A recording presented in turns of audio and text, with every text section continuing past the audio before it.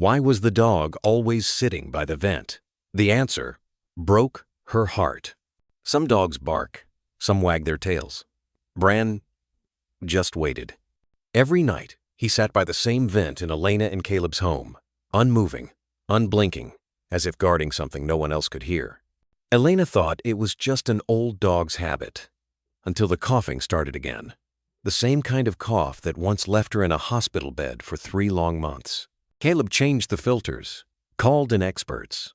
Nothing helped. But Bran never moved. And then a storm hit. The lights went out. And Bran, usually composed, unshakable, refused to leave the stairs leading down into the dark. What they found that night unraveled years of silence, not just in the house, but in themselves. This is the true story of a forgotten dog, and the home he saved by listening to what no one else could hear. Elena woke with a soundless gasp. The light hadn't yet touched the curtains, but her lungs had already declared war. She lay still for a moment, her hand pressed softly against her chest, fingers splayed as if trying to steady the chaos beneath her ribs. The air felt thick, too still, like it had forgotten how to move. She sat up slowly, trying not to wake Caleb beside her. But his breathing shifted, not loud, just a subtle break in rhythm. A pause. She could sense the way his body tilted slightly toward her, even with eyes closed. Still half asleep, but aware. "Bad?" he asked, voice husky from sleep. She nodded faintly, reaching for the inhaler on her nightstand. It clicked between her fingers, a small sound, almost lost in the hush, but Caleb heard it. "You should rest a bit longer," he said, now sitting up. His hand found hers under the blanket, warm and firm, wrapping around the trembling. "It's better when I move," Elena replied, breath still shallow. "You know that." A long pause. He did know, but he also knew her stubbornness, knew the dance they did, the quiet negotiations between concern and independence. Today was their anniversary. 12 years since the rain-soaked courthouse, since the shared umbrella, since the vows whispered more with eyes than mouths. Elena stood, wrapped her cardigan tighter around her. The cotton sleeves were worn at the elbows, a favorite garment softened by time, like so many things between them. "I just want to drive," she said. "Clear my lungs. That's all." Caleb didn't argue, but his silence was thick with unspoken things. He rose, padded after her into the kitchen, barefoot on cold tile. He poured her tea without asking ginger, with a splash of honey, just the way she liked it when her breathing was thin. Their movements were slow but certain, like choreography learned by heart. She opened the back window, a crack to feel the morning, and he adjusted the thermostat by 2 degrees. She added a scarf to her coat. He dropped a hand gently onto her shoulder, grounding her. Outside, the world was misty and gray. Rain from the night before had left the trees glistening, the earth smelling faintly of petrichor. Somewhere in the distance, a dog barked once, then fell silent. Elena reached for the car keys in the ceramic bowl by the door. Caleb didn't stop her, just grabbed his own jacket and followed. They didn't speak in the car. The radio was off. The dashboard clock blinked 7:43. Elena drove with one hand on the wheel, the other cradling the warm tea Caleb had slipped into her cup holder. Her breathing had steadied a little. Still tight, but manageable. "You could have just said no," she murmured after several minutes. Caleb looked at her, then back at the road ahead. "And what would have changed?" A small smile tugged at her lips. He wasn't the type to restrain her, not after 12 years of learning that her need for air wasn't just physical. There were days Elena needed to feel the world moving past her, needed the illusion of motion even when her body felt like a cage. They passed the old gas station on the corner, the one with the rusting wind chimes. The car was warm, but the world outside looked cold and bruised. Low clouds like tired fists pressing down. Elena turned left onto Hawthorne Road, then slowed near the lake, her usual spot to pause, to breathe. A wooden bench sat near the shore, weathered and alone. She didn't get out, just parked the car, leaned back, and watched the fog drift like ghosts over the water. Caleb sat with his hands resting on his knees, eyes half closed. His quiet was never absent. It was present, observant, patient. The kind of silence that made room for someone else's pain. "I dreamt of my mother last night," Elena said softly. He turned his head, What kind of dream? She was brushing my hair, humming that lullaby. I could smell lavender. She paused, then exhaled slowly through her mouth. Funny what the brain remembers. Caleb didn't interrupt, didn't rush to fill the spaces between her words. He knew she only spoke of her mother once every few years on days like this, when breath felt precious. They sat in a parked car a long time. A crow flew overhead. Rain threatened again, lingering in the air like a held breath. Elena shifted. Can we go by Maplewood Shelter? Just for a minute. I want to look at the older dogs again. Caleb hesitated. She wasn't supposed to be near dogs. Her allergies were unpredictable, sometimes dangerous, but there was a gentleness in her voice that made him say nothing, only nodded. As they pulled back onto the road, the heater blowing soft warmth over their knees, Caleb finally spoke. We don't have to adopt one, he said. Just look, if it helps. Elena reached for his hand on the gear shift, laced her fingers with his. Looking helps, she whispered. And in that small gesture, the squeeze of fingers, the hush of shared breath, there was something deeper than promise, a recognition of time, of love shaped by years of caretaking, of two people learning, quietly, how to carry storms without letting them break the house. The road twisted like a memory half-remembered, flanked by sun-scorched fields and fences sagging under the weight of time.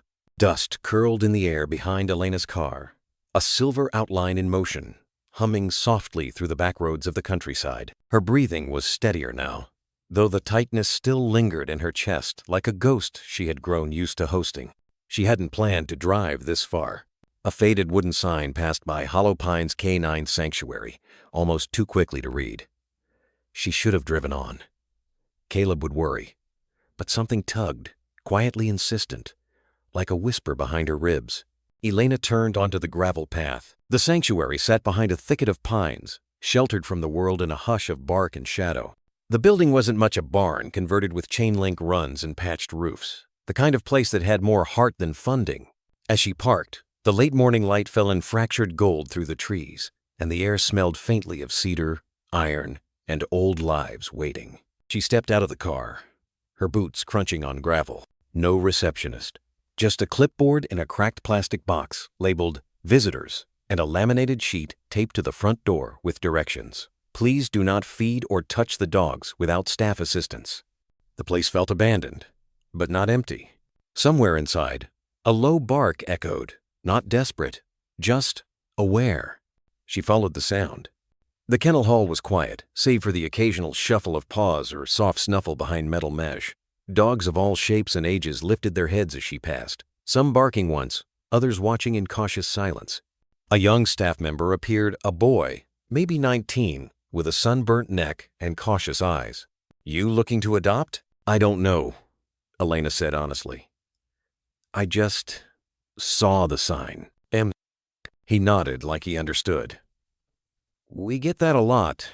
It's good they're seen. She hesitated by one enclosure, a yellow lab missing a front leg but kept walking, drawn by something unspoken. Down at the end of the hall, in a half-lit corner that smelled faintly of rain-damp concrete, a presence pulled at her. He lay in shadow, silent. A massive German shepherd, his fur mottled with gray and tan like aged parchment, one ear tipped, the other scarred. His left eye held a thin cloudiness, but the right, held something deeper than comprehension. Stillness, waiting. Not hope exactly, but recognition. That's Bran, the boy said quietly behind her. He was K9, explosives detection, retired early, got caught in a warehouse collapse, hearing's mostly shot on one side, startles easy. Elena didn't move. He doesn't do well with people, the boy added. Hasn't bonded since his last handler, just lets himself exist. She crouched slowly, careful not to crowd the mesh. Her breath caught, not from her lungs this time, but something deeper, more fragile. Bran watched her, not like a dog hoping for a treat, not like a stray sizing her up, but like a soldier who'd seen enough to understand what silence meant in a world that never stopped shouting. Elena swallowed. Her voice, when it came, was soft and cracked at the edges. You've seen things too, haven't you? Bran didn't blink. She didn't expect an answer. Not really. But something in the air shifted, not a miracle, just a tremor, a thread pulling taut between them. He stood, slow and deliberate, and stepped forward until his muzzle almost brushed the mesh. The boy stiffened. "Ma'am, I wouldn't—" "It's okay," she said, barely above a whisper. Bran lowered his head. Not submissive, something quieter. Acceptance, maybe. A gesture carved from bone-deep weariness. Elena reached forward, palm open, but didn't touch. Her hand hovered just inches from the wire. Enough to feel his warmth. She saw it then, not just the age in his face, but the heaviness in the way he held himself. The posture of someone who'd guarded too long, who'd lost more than most would ever ask, and was still waiting for permission to rest. And yet, beneath all that weight, something watched her. Steady. Gentle. The boy cleared his throat. "He hasn't done that with anyone. Not even our director." Elena nodded. Eyes still on Bran. Maybe he wasn't waiting for them. They stood in silence. The kind that didn't press or demand. The kind that heals in its own time. Eventually she rose.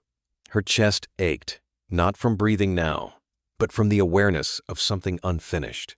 She turned to the boy. "What would it take to take him home?" He blinked. "Ma'am, your husband—" "I haven't asked him yet," she said, not unkindly. But I think Bran already answered. He hesitated, then handed her a thick clipboard of forms, his fingers trembling slightly. "I'll get the director." As she waited on the bench outside, Elena looked back toward the run. Bran hadn't lain down. He sat at the gate, still watching her, ears half raised, as if listening to something only he could hear. And in that quiet moment, she realized something strange. Her lungs didn't hurt. The evening sky over the hills dimmed into a muted palette of gray and rose, casting a hush over the farmhouse. Gravel crunched beneath the tires as Elena pulled into the driveway, the old truck humming to a stop.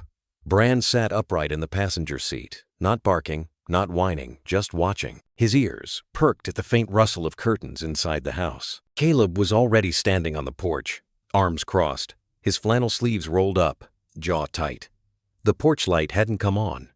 A small sign of his mood. Elena stepped out, slow, cautious, like someone returning not from an errand, but a decision. Caleb didn't speak at first. His gaze moved from Elena to the dog, then back. "That's a German shepherd," he said. "A full-grown one." She nodded, unbuckling the leash. "His name is Bran." Caleb didn't move. "Elena, we talked about this. You know the list." She held the leash gently, like holding the hand of a child who had seen too much. "Yes, I do. Hypoallergenic household, air filters, no dander, no shedding, no triggers." His voice was low but firm, rehearsed over years of living with her illness. "What happens when he tracks in something that sends you into another attack?" "He won't," she answered, barely above a whisper. "Elena." Her eyes met his. There were no tremors, no raised tones. Just the quiet certainty of someone who had stopped asking for permission. "This isn't just a dog," she said. I can't explain it, Caleb.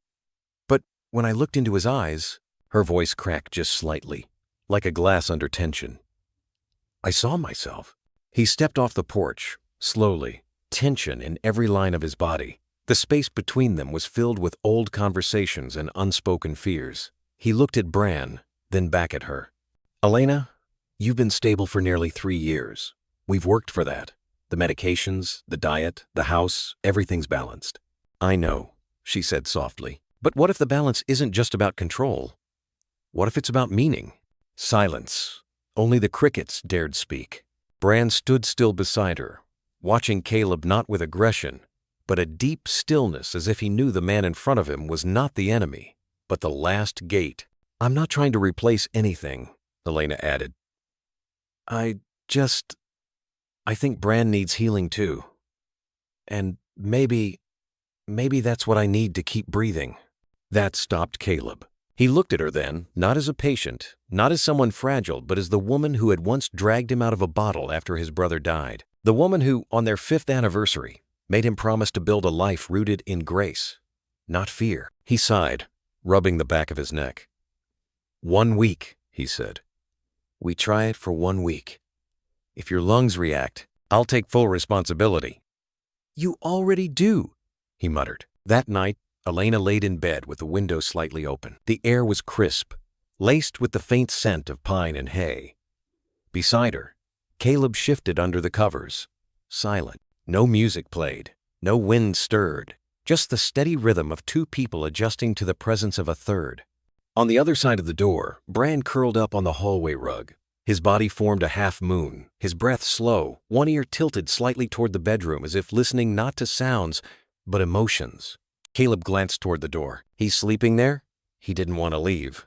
I didn't expect him to stay. Elena didn't reply. Moments passed. Then Caleb spoke again, this time quieter. He didn't bark. Not once. No, she said. He doesn't need to. And that, somehow, said everything. Bran stayed there the entire night. He didn't whine, didn't scratch, didn't move, just rested, as if the act of guarding a door, their door, was enough for him to begin healing too. And maybe, just maybe, that was the first protest, the silent kind, the kind you don't shout or wave. The kind that curls up by a door and waits to be let in, not just into a house, but into a heart still learning how to breathe. The house on Hawthorne Lane had always run on quiet rhythms, tea steeping at 6:45, lights dimmed by 9:30, and silence so thick in the early mornings that even the wind seemed to tiptoe. When Bran entered, those rhythms didn't shatter, they shifted, softened, like a pebble dropped gently into still water. The first few days were an adjustment. Not chaotic, just tentative. Bran moved through the home like someone carrying a memory too heavy to disturb anything else. He never barked, never begged, never jumped. His paws were deliberate, his gaze steady. He'd sit near the edge of the hallway when Elena cooked or sorted laundry. Not intruding, just witnessing. Elena, though still worn thin from the tightness in her chest, had more color in her cheeks. She didn't say much about it, but her breath came a little easier in the mornings now. And when she moved, there was less of that tremble behind her ribs.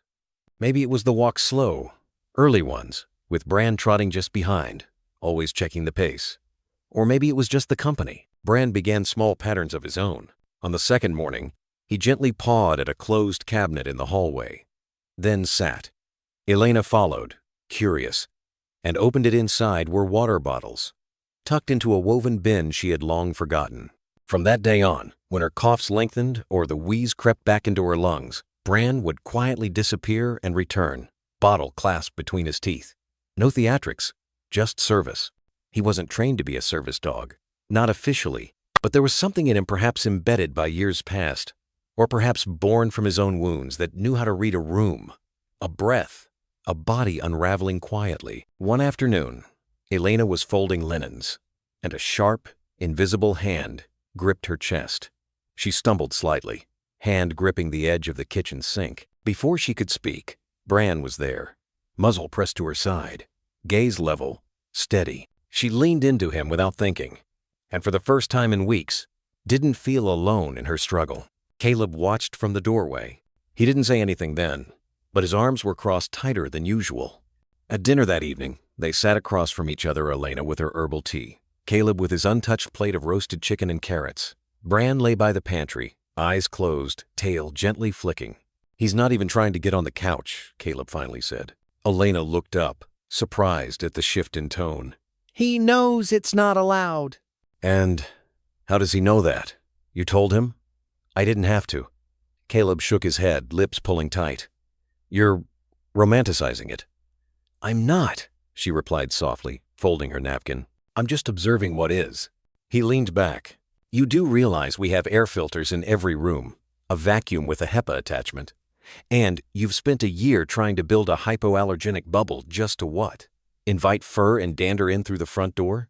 Bran, even from across the room, lifted his head at Caleb's raised voice. But he didn't move. Elena's voice remained calm. And yet, I haven't used the emergency inhaler all week. Caleb paused. That could be anything, he countered. Could be, she said. But when something good enters your life, do you wait for science to confirm it before trusting your gut? He exhaled through his nose, stood, and began clearing the table. A spoon clanged louder than it needed to. That night, they turned off the lights without another word. The silence in the room felt different now, denser, like something unsaid had settled between the walls. As they lay in bed, Caleb with his back turned, Elena stared at the ceiling, the dark pressing against her thoughts. The hush was interrupted only by the softest of sounds, nails gently tapping the hardwood. She sat up.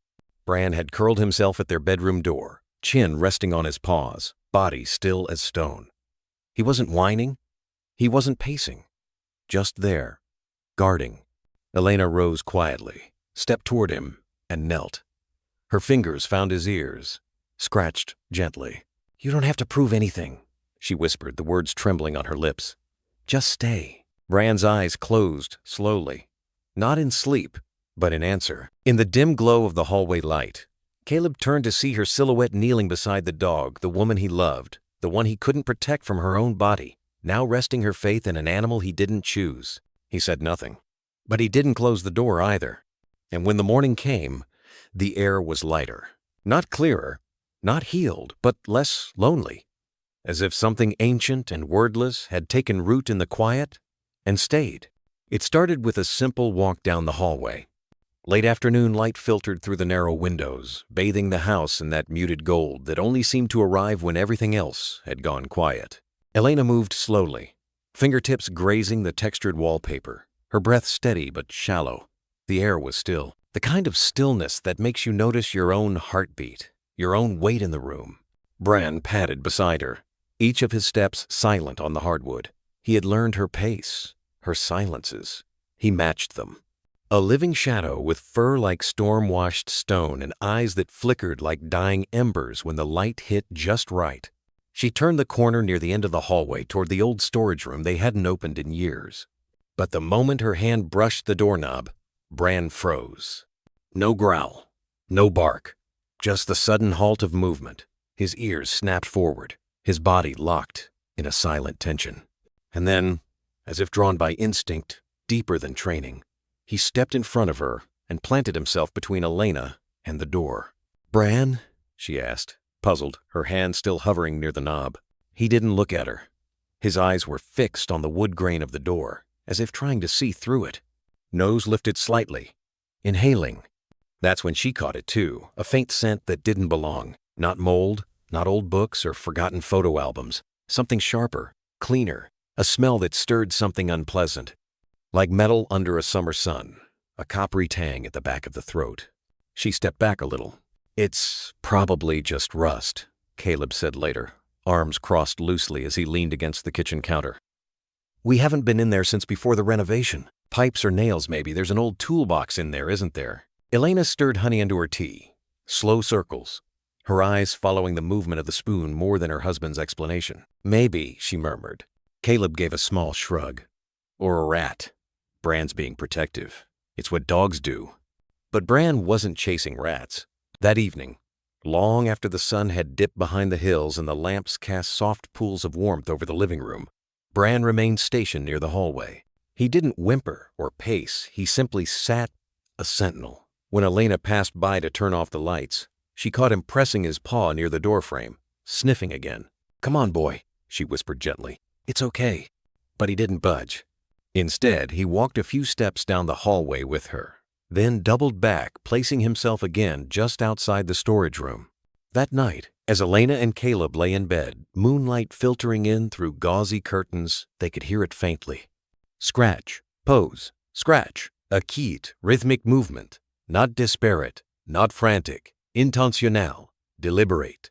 Bran was scratching at the floorboards just outside the storage room door. Caleb sighed. "He's not going to stop, is he?" Elena lay still beside him, the thin sheets rising and falling gently over her chest.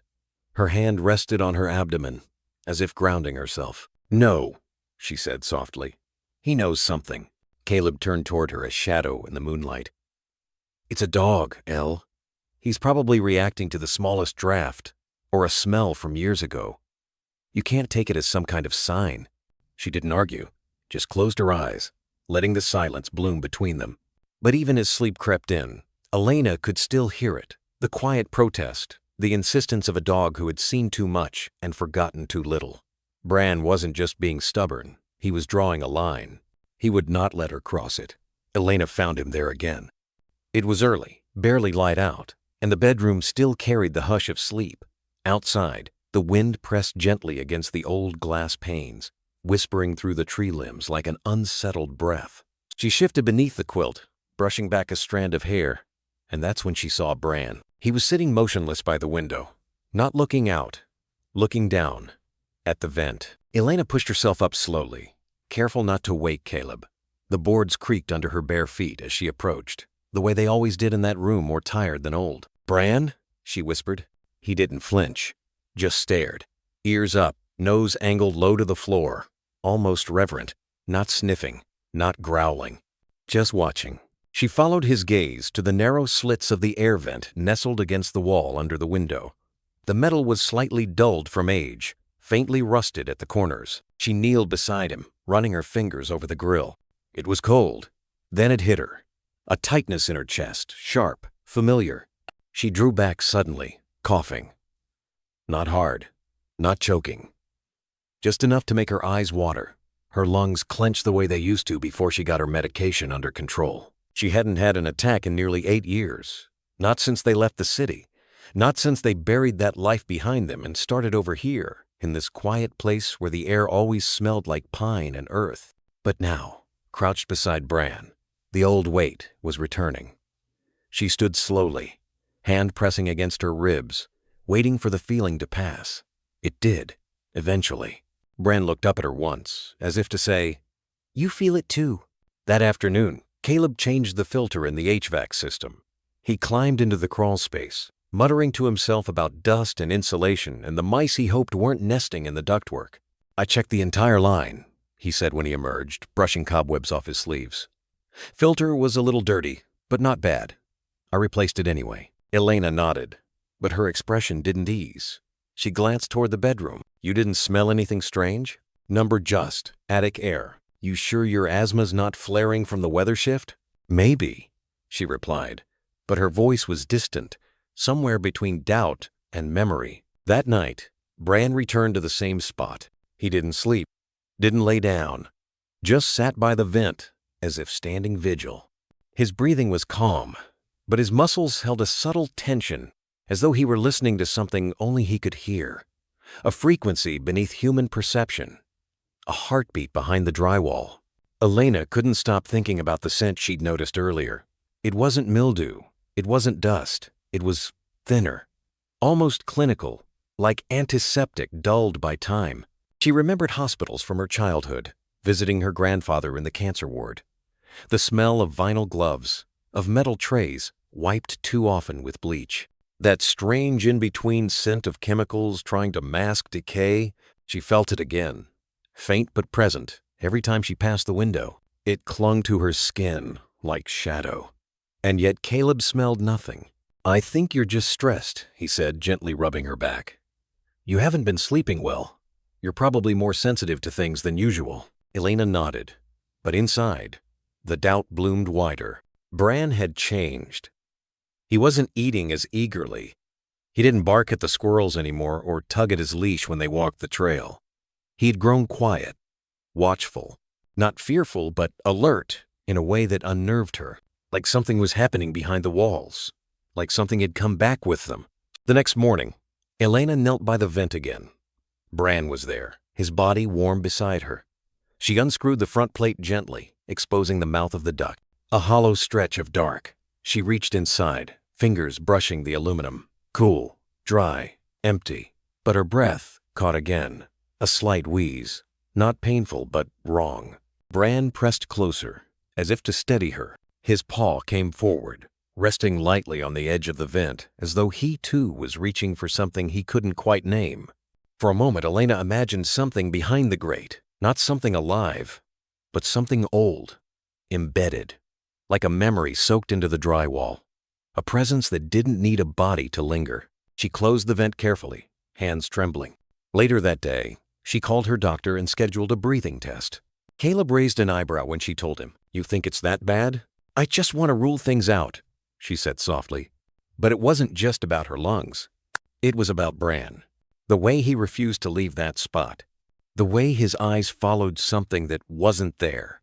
Something she was starting to feel too just beneath the edges of awareness. like a whisper not meant to be heard, like a door waiting to open. The afternoon light filtered through the gauze curtains of the small study, dappling the floor with soft, uneven warmth.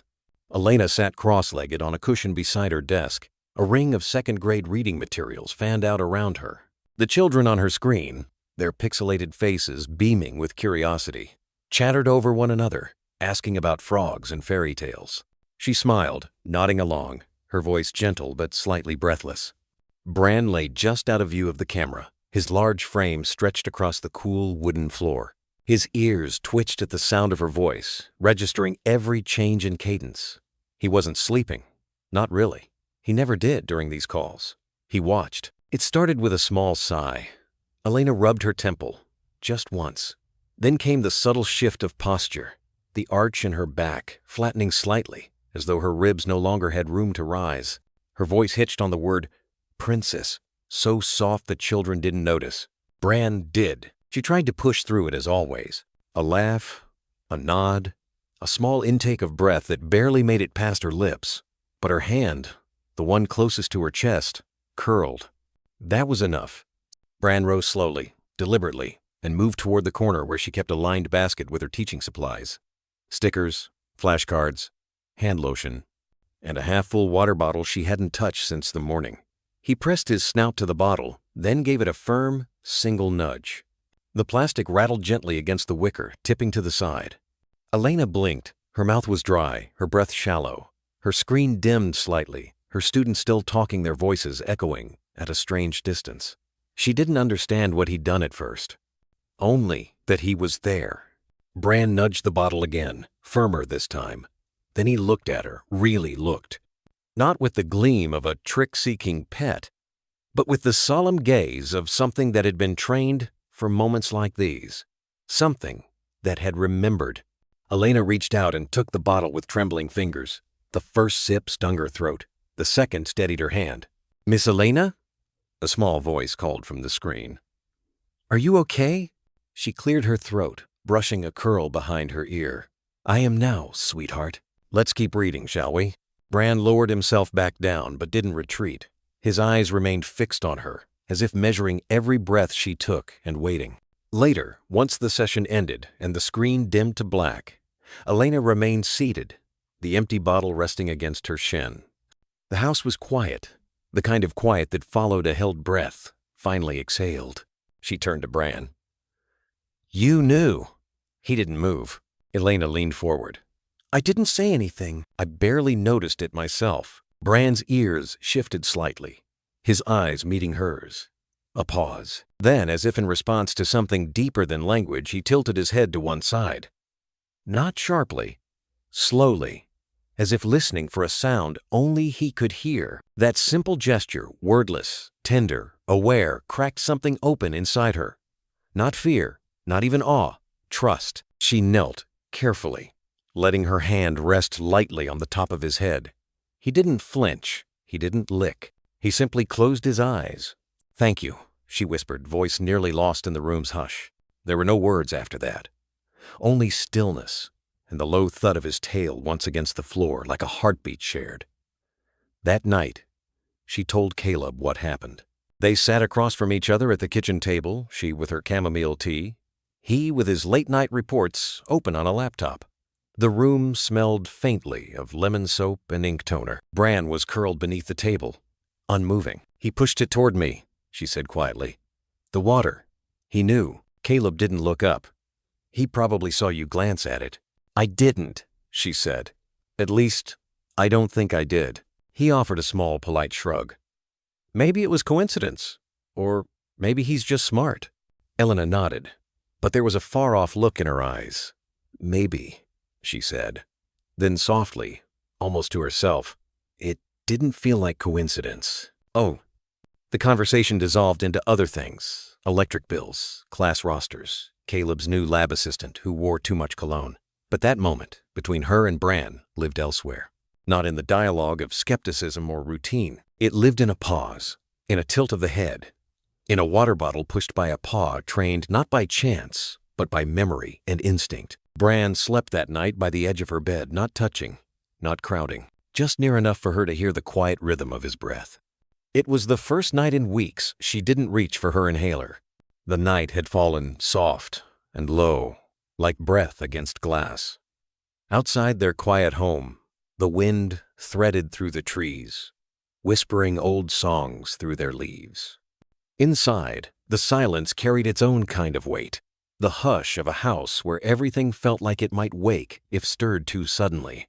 Elena lay curled on her side, one arm tucked beneath her pillow, the other gently cradling the curve of her ribs. Her breathing was even, but shallow, not the kind of sleep that restores, but the kind that wanders, restless, adrift. She was dreaming again. The heat came first, thick, breathless, crawling across her skin like something alive. She stood barefoot in a hallway that was not hers, shadows flickering on the walls like frantic moths. Somewhere nearby, wood cracked with a sound like bones breaking.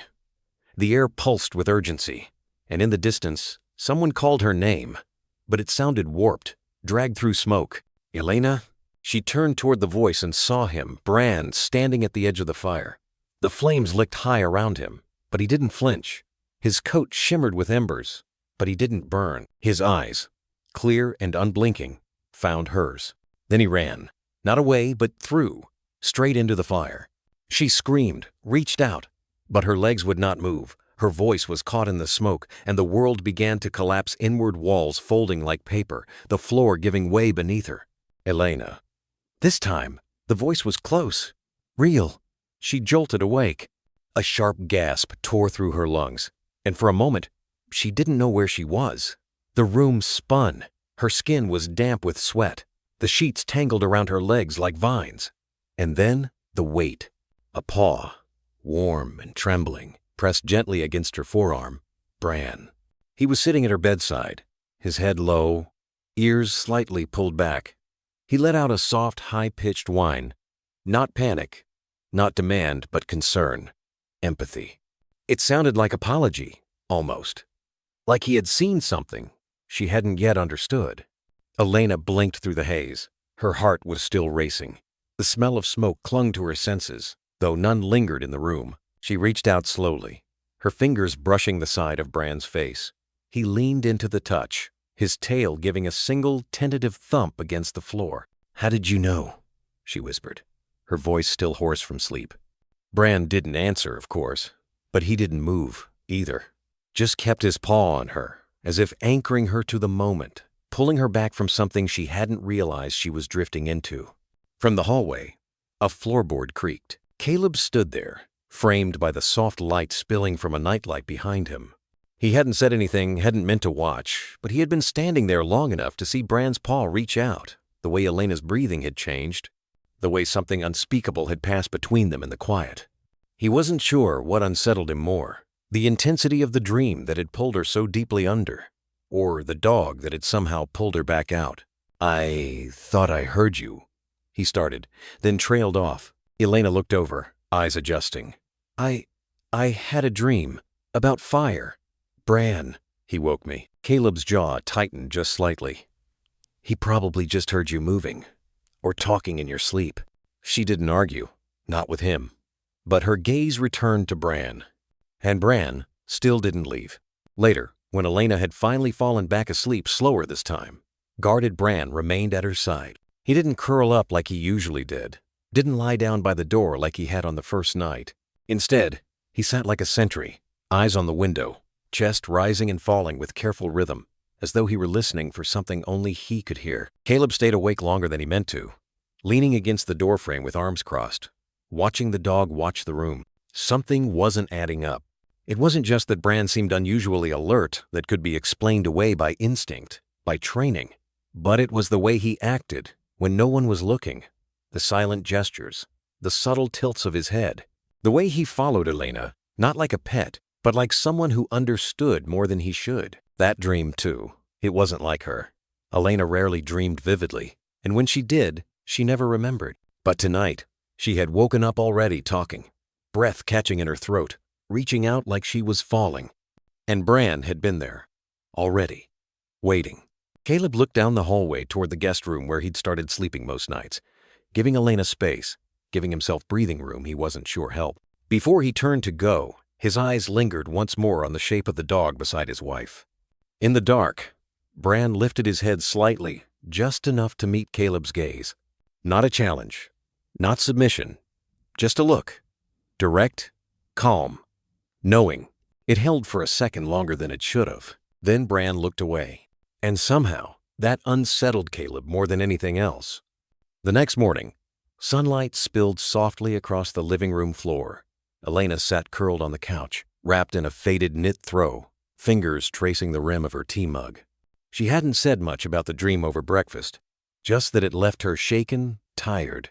Bran lay at her feet, paws tucked under, eyes half closed but not quite asleep. Caleb lingered by the kitchen, watching the scene with a mixture of quiet calculation and unease. "She ever talk in her sleep like that before?" he asked finally. Elena looked up. "Not that I remember." "Huh." He didn't say more, but he noticed the way Bran's ears perked just slightly at the sound of their voices, the way his gaze darted to Elena each time she shifted. Not once had he looked toward Caleb, like he already knew whose side he was on, like he already knew who needed protecting. And what from? The laboratory lights buzzed faintly overhead, casting long shadows on the stainless steel countertops. Caleb Vance leaned on his forearms, elbows pressed into a spread of pathology, reports he hadn't been able to focus on for over an hour. A beaker of untouched coffee sat near the edge, forgotten. His white coat looked more crumpled than usual. Collar half flipped, his tie loose, his knuckles marked with ink stains and a faint smear of blood from earlier lab work. Across the table, Dr. Marcus Leong, his colleague of nearly a decade, glanced up from his computer, eyes narrowing. "You've read that line 7 times, Marcus said gently, nudging his chair back. "What's going on?" Caleb didn't answer right away. He just sat there, staring at a smear of ink on his palm like it was some sort of code he hadn't deciphered yet. Then he exhaled through his nose, slow, defeated, and spoke without lifting his head. "The damn dog knows things." Marcus blinked. "You mean Bran?" Caleb nodded. His voice was barely above a whisper now, raw with something he couldn't quite name. "He anticipates things, predicts them, with Elena, with the house, with me." Marcus waited. He knew Caleb well enough to know when not to interrupt. "I've tried ruling out the obvious," Caleb continued, sitting back in his chair now, rubbing his temples. "Scent cues, behavioral conditioning, even residual training from whatever program he came from. But it's more than that. It's intuitive. He moves before things happen, like he knows what we don't." There was a long pause between them. Marcus leaned forward slightly, elbow on the table, resting his chin on his knuckles. Then, with a half smile, he said, "Maybe it's not just you she married." Caleb looked up, startled. "What?" "I'm just saying," Marcus shrugged. "Dogs have this way of worming into people's lives and hearts, like they were always meant to be there. Some people have spouses. Some people have soul dogs." Caleb let out a quiet, tired laugh, but it didn't quite reach his eyes. "You joke, but there's something about him I can't explain. Last week, Elena had a flare-up coming. No signs. Nothing visible. I didn't even pick it up, and I've been tracking her stats for months." Bran stood outside the bathroom, wouldn't let her in until she sat down. 5 minutes later, she was wheezing. Marcus raised an eyebrow. "That's oddly specific." "And then 2 nights ago," Caleb continued, his voice tightening, "he whined outside our bedroom for 20 minutes. Just stared at the vent near the floor. The one under the window." Next morning, Elena said her chest felt tighter every time she stood near it. "Did you check for mold? Gas leak?" "Replaced everything. Filters, sealant. HVAC was clean top to bottom. Nothing." A silence settled between them. Caleb looked away, voice hoarse. "You know I spent my entire career trying to prove what's observable, repeatable, verifiable. But this?" He shook his head. "It doesn't fit any model. And maybe that's okay," Marcus offered quietly. Caleb gave him a look. "You're a biochemist." "I am," Marcus replied. "And I also believe not everything that heals us can be bottled or charted. I watched my mother talk to a bird outside her hospice window for 3 weeks before she passed. That bird came at the same hour every day. No food, no nesting, just perched and watched her. And when she died, it never came again." Caleb didn't speak. You don't have to understand it to respect it, Marcus added, his tone gentle. A muscle in Caleb's jaw twitched. But what if I'm wrong? What if bringing Bran in risks her health? We built our home sterile for a reason. Marcus leaned forward. You built a house, Caleb, not a life. Caleb froze at that. From where I stand, Marcus continued, she's breathing better, laughing more, sleeping deeper. You think that's coincidence? Or maybe, just maybe, that dog brings something medicine can't. There was a long moment of quiet. The hum of machines. The click of a distant pipette. Caleb's hands trembled slightly as he picked up the coffee and took a sip, lukewarm, bitter. He looked out the narrow lab window. The afternoon sun was falling in sheets across the parking lot. And for a fleeting moment, he saw Elena, eyes closed, in the garden last week, Bran lying beside her, head pressed gently to her thigh as if sinking to her rhythm. No command, no reward, just presence. I keep thinking he's going to leave, Caleb murmured, like he'll wake up one day and remember he doesn't belong here. Marcus smiled softly. Maybe he remembers exactly why he's here, and he's not leaving until he's done. Caleb swallowed hard. The ache in his chest wasn't grief. It was recognition. That night, when he returned home, Caleb found Bran asleep at the foot of Elena's reading chair, his ears twitching at the sound of the garage door. But he didn't rise, just opened one eye, blinked slowly, and settled again. Caleb stood there in the doorway for a long time, watching, unsettled, still, but not unwelcome. The wind outside pressed against the window panes, whispering in half-formed syllables. It was the kind of night that hummed too quietly, the kind that left the silence brittle. Elena sat curled on the couch with a mug of chamomile that had gone cold in her hands. Bran lay beside her, head resting on his front paws, ears twitching at sounds she couldn't hear. Caleb had gone upstairs hours earlier, documents in hand, mumbling something about experiments and code he needed to recheck. But the real experiment, the one they lived with, lay at her feet. The lights flickered just once, then again, and then everything went dark. A low click from the heater, then a second, sharper one from the fridge, like it had exhaled its last breath. The hum of the house ceased altogether. Elena froze, her breath caught in her throat. Bran didn't move at first. He lifted his head, eyes glowing faint amber in the dark, body still as stone. Then he stood, not quickly, but as if each muscle aligned for a reason. He didn't bark. He didn't whine. He simply stared into the hallway, tail low, spine taut. Elena? Caleb's voice called from upstairs. Breaker must have tripped. I'm fine, she called back, though her hand trembled against the ceramic of her mug. She set it down. Bran padded silently to the hallway. He paused at the edge where light would have met, shadow had the power remained, then turned his head slightly toward her, not Caleb. Elena, Caleb said again, descending the stairs with the heavy thud of worried feet. Stay put. I'll check the panel. But Bran moved first. He walked, guided Elena to the kitchen. Not nudging like when she needed her inhaler, not circling like when he wanted her to sit, just walking beside her, deliberate. She followed, one step at a time, trusting the outline of his body in the moonlight that bled faintly through the windows. Then he stopped, at the basement door. Elena's stomach tensed. It had always been an unremarkable part of the house. Wooden door, brass handle, 3 steps from the fridge. But tonight it loomed. She had always hated how the air shifted there colder, denser, like it carried weight the rest of the house didn't. Bran let out a low rumble. Not a growl, just a sound to keep her still. He looked at the door, then back at her, then sat. Bran?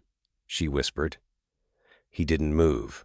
A slow tap-tap echoed from the basement, soft, rhythmic, as if a leak had found its voice in the silence. Probably just the boiler, Caleb said behind her.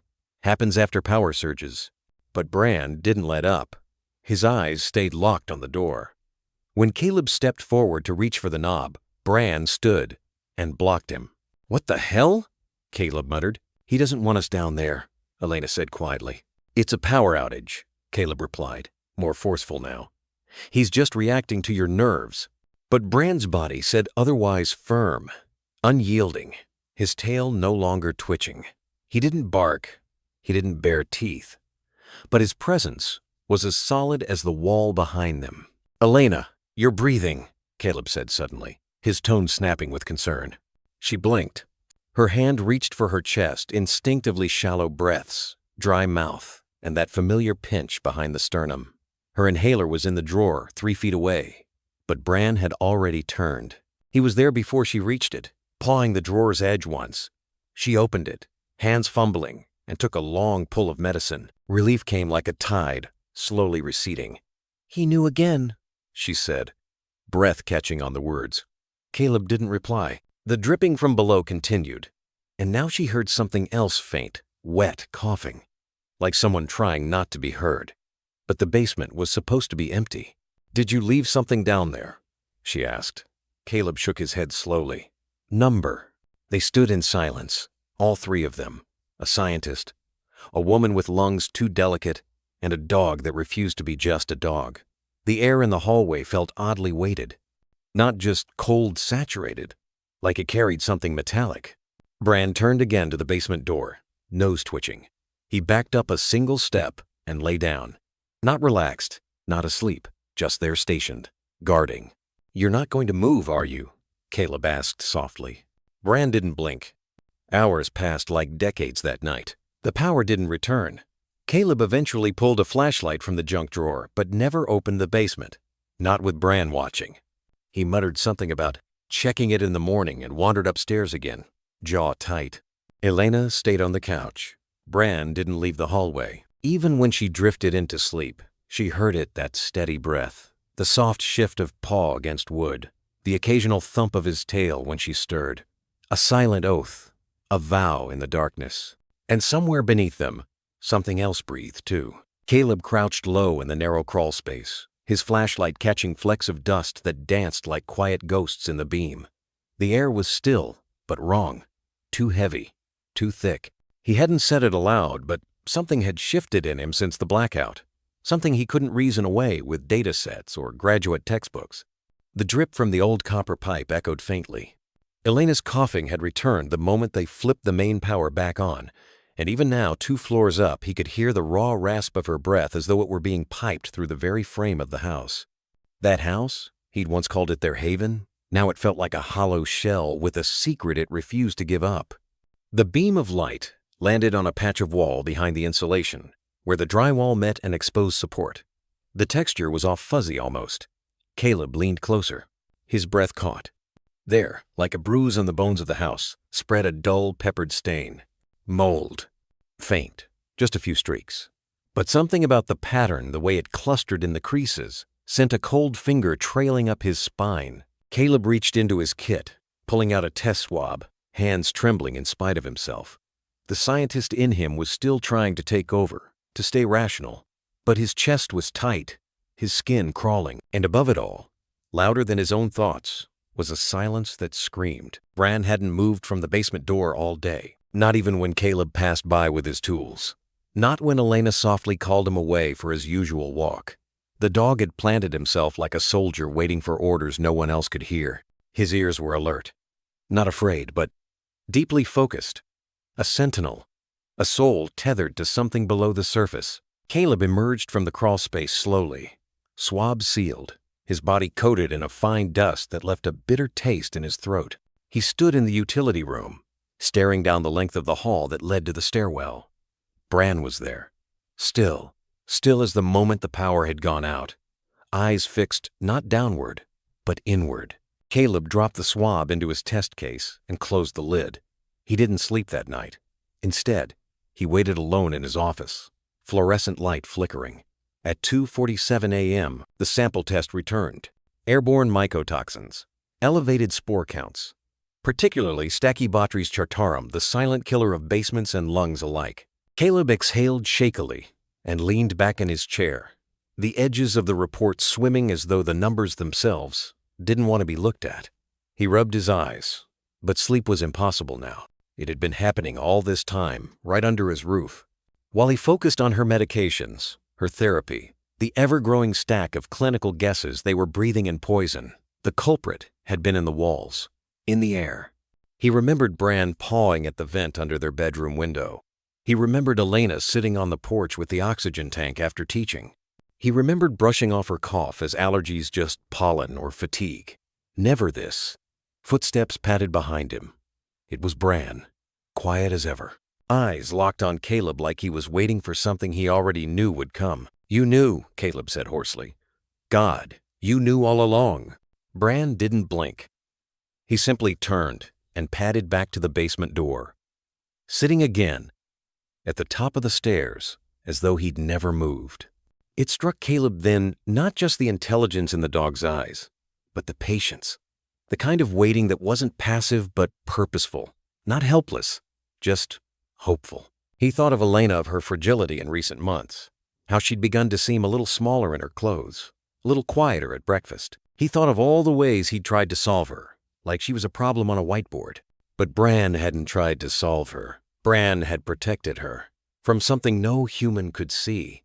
The next morning, Caleb stood in the kitchen, hands wrapped around a mug gone cold, as Elena stepped in, wrapped in her favorite blue cardigan. "You're up early," she said, coughing softly into her sleeve. "We need to talk," Caleb murmured, setting the mug down with shaking fingers. "It's the house. The air, to be exact." Elena tilted her head slightly. A shadow passed behind her eyes. "You found something," he nodded. "Black mold. In the basement, and I think the ductwork too. It's been there a long time. I didn't. I should have seen it earlier." She sank into the chair across from him, one hand resting on her temple. And then Bran padded into the kitchen and sat beside her, his body gently touching her leg like a reassurance or a farewell. Elena looked down at him and reached to run her fingers through his fur, something raw flickering in her eyes. "He knew, didn't he?" she whispered. Caleb's throat tightened. "Long before we did." Silence draped over them, not heavy but reverent, as though a truth too sacred to speak aloud had finally arrived. Bran rose again slowly and walked back to the hallway. This time, Elena followed him. She paused at the top of the basement stairs, the morning light casting her silhouette in long shadows against the wall. She looked back at Caleb, her voice barely above a breath. "I want to know what he hears down there." Caleb hesitated, then nodded. Together, they descended the stairs. Bran one step ahead, steady, quiet, unflinching. The air was still wrong, but for the first time, it wasn't being ignored. It was being heard. The rain had started again, not loud or urgent, just a steady hush against the kitchen windows. It wrapped the house in a kind of quiet that made every small sound feel more deliberate. Footsteps, a chair leg scraping, the soft clink of a plate placed too carefully. Caleb stood by the stove, a hand resting on the edge of the counter. The boiled chicken on the cutting board had gone cold. He hadn't meant to overcook it, he just forgot to watch the pot.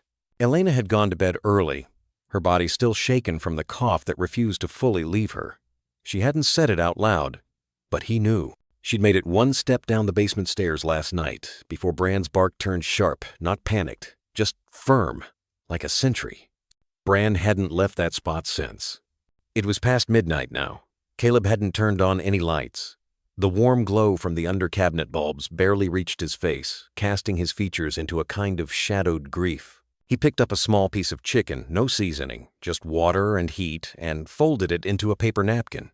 Not like an offering, but something closer to confession. The hallway creaked under his steps. Old wood spoke in familiar tones. The house remembered him when he walked gently. At the stair landing, the air was cooler, slightly damp. Bran sat exactly where he had the night before, just to the left of the first step, facing the basement door. His ears were up, but his body was still. Guarded, but not tense. When Caleb came into view, Bran turned his head. No growl, no tail wag, just acknowledgement.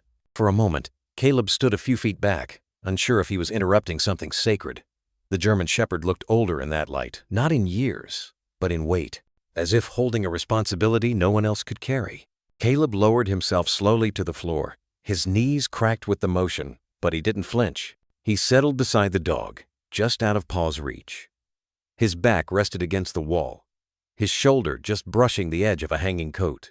He held the napkin out, opening it gently. The smell of boiled meat hung faint in the air. Bran didn't move.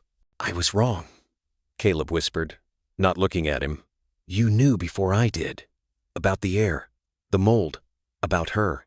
The dog blinked, long and slow. "I thought," He paused, lips pressing together as if the words themselves resisted him. I thought science would explain her symptoms. I tracked numbers, ran tests, measured particles. But you... His voice dropped to almost nothing. You just sat here, and you knew. Bran shifted then, only slightly. His front paws eased forward a few inches, not in hunger, in trust. Caleb laid the piece of chicken down between them. No tricks, he said, softer than before. Just thanks. And Bran leaned in and picked it up with care. No sound, no teeth scraping. Just a slow, deliberate acceptance. It wasn't a moment of triumph. No swelling music, no great emotional crescendo. Just silence, deep and whole. The kind that settles between two beings who've seen each other truly seen and choose to stay. Outside, the wind picked up. A tree branch brushed the siding like a hand reaching across memory. Caleb exhaled, the weight behind his breath, years in the making. He tilted his head back, letting it rest against the wall, eyes closed now. I couldn't save my sister, he said, more to the air than to the dog. She had the same symptoms, the same slow drowning. I watched her fade, without knowing why. Bran's ear twitched, but he didn't move. I swore I'd never be that blind again. Caleb's voice cracked not from sadness, but from release. But here I was, doubting you, because you didn't have a clipboard or a lab coat. The dog shifted again, this time closing the distance. He pressed the side of his body gently against Caleb's knee, not insistently, just enough to be felt. Caleb didn't move at first. Then he let his hand fall, resting it lightly on Bran's back. The fur was warm, a little coarse, but steady under his palm. He didn't pet him, just stayed there, connected. The silence remained not empty, but full of breath, of memory, of the space between logic and instinct, science and soul. A door upstairs creaked open. Elena's soft footsteps padded down the hallway, but stopped just before the stairs. She didn't speak. Maybe she didn't need to. She watched them for a moment, her husband sitting on the floor, her dog beside him like a sentinel turned sanctuary. And in that stillness, something shifted, something invisible but true. Maybe it wasn't just her Bran had come for. Maybe, in his own way, Bran was saving Caleb too. From the weight of proof, from the loneliness of knowing without believing. And maybe, just maybe, peace didn't always arrive with certainty. Sometimes it came wrapped in boiled chicken and silence. It started with a low growl, barely audible, almost like a tremor in the quiet. Elena had just stepped out of the shower, a towel wrapped around her damp hair, when she heard the thud, then another, not downstairs, not the hallway, but above. She followed the noise barefoot up the narrow attic ladder, her steps slow, cautious. The dust was heavier up there, hanging in the air like memory. Old insulation flaked under her feet, the smell of time and forgotten paper. Bran stood rigid in a corner of the attic, where the roof sloped low, his head low, nose pressed against the drywall. A faint tremble ran through him, not fear, not aggression, but a kind of urgency that pulsed with every breath. Bran? Elena whispered, crouching. He didn't turn. Instead, with sudden force, he lifted his paw and struck the wall. Once, twice. The sound of claws raking into plaster cracked the stillness. Elena reached for him instinctively, but paused. There was something in his eyes, not panic, but knowing. She'd come to recognize it. That haunted intelligence that lingered behind his gaze, deeper than training, deeper than instinct. He struck again. This time, something gave. The drywall dented under his paw. A thin crack appeared, like a vein of memory splitting through a skull. Dust clouded around his paws. Beneath it, the wall didn't bleed, but it revealed a hollow thud behind the next strike. Elena stood slowly, heart climbing into her throat. She crossed the attic, grabbed an old metal rod from beside a stack of forgotten chairs, and pried. The panel cracked, then gave. A section of the wall peeled inward, and cold attic air rushed in, edged with something sharp mildew, maybe, or just the smell of age and secrets. Inside, cradled in shadow and mouse-bitten insulation, was a box. Not cardboard, Metal. Scuffed. Dented. Flecked with rust. Government gray. Bran stepped back and sat, eyes still fixed on it. Silent now. His job was done. Elena knelt before it. Her fingers hesitated on the latch. A layer of grime crusted over the seam like a seal. She wiped it off with her sleeve, swallowed the dry fear in her mouth, and opened it. The lid creaked. Inside were papers tightly packed, yellowing, and beneath them, something heavier. A VHS tape, black plastic dulled with time. Someone had written across its label in black marker, slightly smudged. Unit Echo 7, B, Final Trial. She didn't move for a moment. Her breath was shallow. The attic felt smaller now, like the walls had crept in closer. Behind her, Bran exhaled a slow, quiet huff. She reached inside. The papers came out first. Diagrams of bone and sinew, annotated photographs of dogs mid-stride, mouths open not in bark but in command. Then, a folder blueprints of this very house, but older, before the renovations, back when it had still belonged to the agency that had once called this a training residence. One document in particular caught her eye. Behavioral Reinforcement Response. Subject B. Shepherd, male, 2. 7YO, handler terminated, reassigned to observation. Her hand shook as she turned the page. At the bottom, a signature hastily scribbled. Initials only. She didn't recognize it. Bran, she whispered, turning back to the dog. He didn't move, but his gaze was steady. Watching. Elena picked up the tape, cradled it in her hands. She hadn't seen one in years. Their house didn't even have a VCR, but it felt heavy in a way that went beyond weight. There were other papers, torn photos, logs, notes written in hurried shorthand. Some pages bore water stains. One smelled faintly of something chemical. She placed everything back into the box, gently, the tape on top, and she sat there a long time, knees tucked beneath her, fingers still resting on the cold metal rim. Later that evening, when the house settled into its nighttime hush, she brought the box down into the living room. Caleb was bent over his laptop, the screen casting a dull glow onto his face. He looked up, blinked. "What's that?" "Attic," she said simply. Bran found it. He rose slowly, walked over, eyes narrowing as they scanned the contents. When he saw the tape, his mouth tightened. "Elena," he started, then stopped. He knelt beside the box, picked up a document. His eyes moved across the lines quickly. "These are classified schematics." "Were," she corrected gently. He flipped another page. Unit Echo 7, B. His brow furrowed deeper. "I remember whispers. Back when I was interning at the lab, dogs trained for anticipatory response, pattern recognition beyond baseline instinct. But it was abandoned after handler terminated," she finished softly, pointing to the document. They were silent. Then Bran padded into the room. He sat beside the couch quietly, as if waiting for permission to breathe. Caleb looked at him. Really looked. "Did you know?" he asked Elena, his voice barely a murmur. "No," she whispered. "But he did." She rested her hand on Bran's head, fingers curling into his fur. His body was warm, steady. Outside, the wind moved through the trees. Somewhere distant, a train passed, unnoticed. Inside their home, the weight of old secrets had shifted. And the dog, the one who had never barked without purpose, lay down beside them, his body curved around the box as if to say, "I remembered for you." The old VHS tape clicked into the player with a soft clunk, a mechanical sigh from a machine almost as old as the memories it was about to unveil. Dust motes danced lazily through the shaft of late afternoon light piercing the blinds, settling like quiet witnesses on the living room rug where Elena sat cross-legged, hands trembling slightly in her lap. The television screen flickered black, then static, then a low hum as the tape began to roll. Caleb stood behind her, arms folded, one hand clasping the other too tightly. His white knuckles betrayed the tension he pretended not to feel. Bran lay a few feet away, chin resting between his paws, ears twitching at the mechanical sounds. His tail was still, his breath shallow.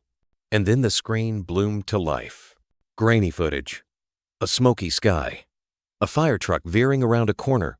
Sirens silent. Urgency written in every pixel despite the absence of sound. The timestamp in the bottom corner read the 14th of August, 2009, and next to it, Unit Echo 7B. The lens wobbled, then steadied, revealing the scene of a collapsed building, red brick broken like ribs, steel beams jutting out like snapped bones. In the foreground, firefighters moved in frantic rhythm. Among them, a shape bolted ahead, four-legged and dark-furred, wearing a vest marked with bright yellow lettering, Search Unit, Bran. Elena's breath hitched. The dog on screen was younger, faster, but unmistakably Bran. His movements were purposeful, ears alert, eyes scanning.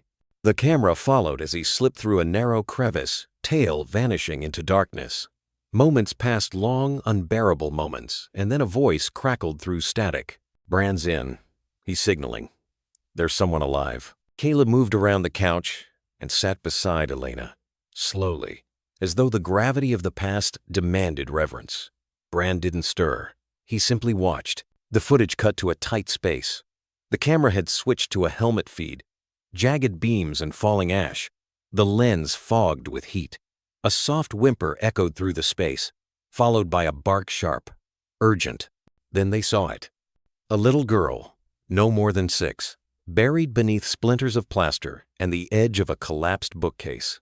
Her hand reached up, barely moving, and Bran, the younger Bran, stood protectively over her, his nose nudging her arm, his eyes never leaving the firefighter crawling toward them. Elena pressed her fingers to her lips. A choked sob escaped. She remembered the dreams, the smoke, the child, the fire that always seemed to end before she could understand it. Now, watching Bran pull back with practiced instinct, guiding the man through the safest path to the girl, something clicked, not just in her memory, but in her bone. This wasn't just instinct. It was memory, a language Bran had been trying to speak in silence, in stares, in dreams shared between species. I didn't know, she whispered, her voice splintering like old wood. Caleb didn't answer. His eyes were locked on the screen, where the firefighter now cradled the girl, mouthing words of comfort as Bran circled them like a guardian. The camera panned back to show the trio emerging from the ruin. Applause greeted them, clapping hands, tears, cheers. And Bran, he simply sat, calm, watchful, unchanged by the hero's welcome, as though rescue wasn't glory but duty. The tape crackled, the screen fuzzed to static. Elena stared at the black screen. Her reflection, faintly visible, a woman changed, shifted, opened. Caleb reached for the remote, but she placed her hand on his. Leave it, she murmured. Just let it sit there a while. Bran stood then, stretching with a slow, deliberate shake. He walked to Elena, nudged her elbow, and placed his head gently in her lap. She ran her fingers through his fur, not to comfort him, but to anchor herself. He was already saving lives long before we met him, she said, her voice breaking again, not out of sorrow, but awe. Caleb swallowed hard. That building, it was the Roosevelt collapse. I remember reading about it. One child survived. No one ever talked about the dog. No one ever does, she said. Not until it's too late.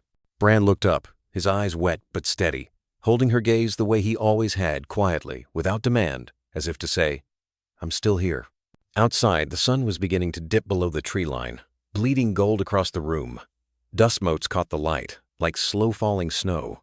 The silence stretched, but it wasn't empty. It was full of knowing now, of a story found, not told. And for the first time, Elena felt the weight of it, that Bran had not simply come into their lives, but returned. That whatever force had brought him here, fate, memory, coincidence, had done so with purpose. She pressed her forehead gently to his. I see you now, she whispered. I see who you were. Caleb stood, walked to the window, rubbed his jaw with the back of his hand, eyes blinking too fast. It's not just biology, he murmured, mostly to himself. It's something else, something beyond what I've tried to explain. Elena didn't respond. She stayed there on the floor with Bran, her hand over his heart, feeling it beat steady and soft beneath the fur. A hero never forgotten. A memory made flesh. The afternoon light had a strange stillness to it. Not golden, not warm, just muted. It filtered through the front windows of the house like breath held too long.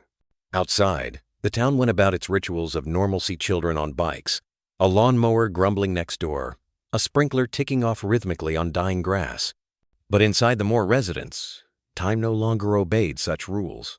Elena stood by the threshold to the basement, arms crossed over a dust-specked cardigan, her fingers tucked tightly into her sleeves like a child trying not to touch something too cold. Behind her, Caleb adjusted the strap of his respirator mask, fingers trembling just enough to betray the truth that he was no longer operating on logic, but on instinct. And that instinct had a name now: Bran. The dog sat silent at the top of the stairs, ears pricked, tail still, gaze fixed on the darkness below. He didn't bark, he didn't whimper. But there was something unflinching in the way he held his ground, like a sentinel guarding the entrance to a truth long buried.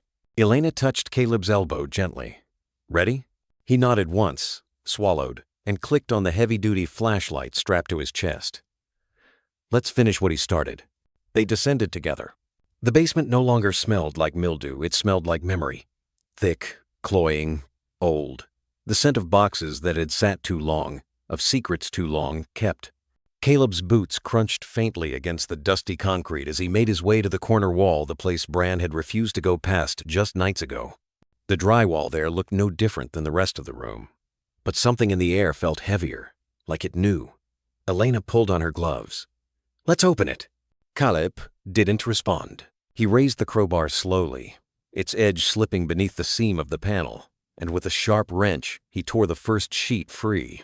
A cloud of gray dust burst outward, forcing them to step back. Underneath, wood beams discolored with time, and something darker, something that didn't belong, began to emerge. More drywall came down, chunk by chunk, until they found it. A panel that didn't match the house's original design. It was sealed shut with caulking and nails driven flush, too precisely to be accidental. "That's not renovation," Caleb murmured. "That's concealment." With a nod from Elena, he pried at the edges until a low groan gave way and the false wall fell inward. The flashlight's beam illuminated a narrow crawl space behind it, no more than 4 feet tall and stretching deep into the foundation of the house. The air changed, not immediately, but like a sigh held for years, finally finding its way out. It reeked, a mix of chemical rot, rust, and something metallic that clung to the back of their throats. Elena gagged behind her mask. God. Caleb ducked lower, flashlight sweeping over the crawlspace's interior. Crumbling insulation clung to the beams like diseased fur.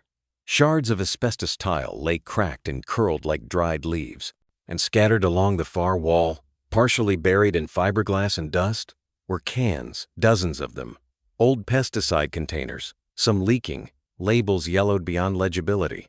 He reached for one, turned it in his gloved hand.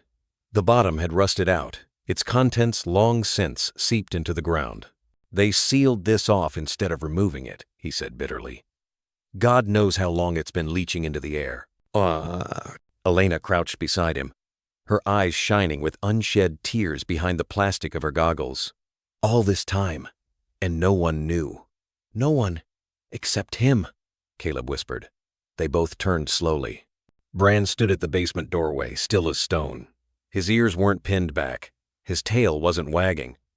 But there was something in his posture, a quiet dignity, a victory, not loud or triumphant, but hard-won. It wasn't just the toxins that had driven him to stop at the threshold night after night. It wasn't just his training or the faint remnants of past alerts. It was something deeper, a knowing, a memory. A sense passed from something ancient and loyal that couldn't be measured in chemical composition or air quality readings. Elena stood and crossed the room toward him, each step careful not to break the moment. When she reached him, she knelt, not as a master, not as a rescuer, but as someone humbled. "I'm sorry," she said, voice cracking. "We should have listened sooner." Bran didn't move for a long moment. Then, gently, he leaned forward and placed his head against her chest, the softest of sighs ruffling her collar. Caleb looked away, blinking hard. That night, they didn't celebrate. There was no cheering, no relief. Just a quiet dismantling of every panel, every trace of poison, every remnant of betrayal this house had kept hidden behind its walls. Professionals would be called in the morning, of course. Reports would be filed. There'd be remediation, legal recourse, maybe even restitution from the previous owners. But none of that mattered now, because the true healing had already begun, not in the structure of the house, but in its heart, and in the silence of the basement, where poison once settled into bones and breath. There was now only the sound of Bran's tail thumping once, then twice, then again. Not loud, but enough. The storm rolled in without warning, not with the slow, aching build of summer rain, but the sharp crack of a sky torn open. One moment, the house sat quiet beneath an overcast afternoon. The next, it shuddered under the roar of thunder so loud it made the window panes vibrate. Elena looked up from the tea she was pouring, the steam trembling in the cup as another boom chased across the sky. Her lungs clenched reflexively. The air had thickened not with mold this time, but with electricity. Caleb appeared in the hallway, glancing toward the back patio. That wasn't on the forecast. I know, Elena murmured, her eyes already drifting toward the living room. Bran was gone. She called his name once, twice. No paw steps answered.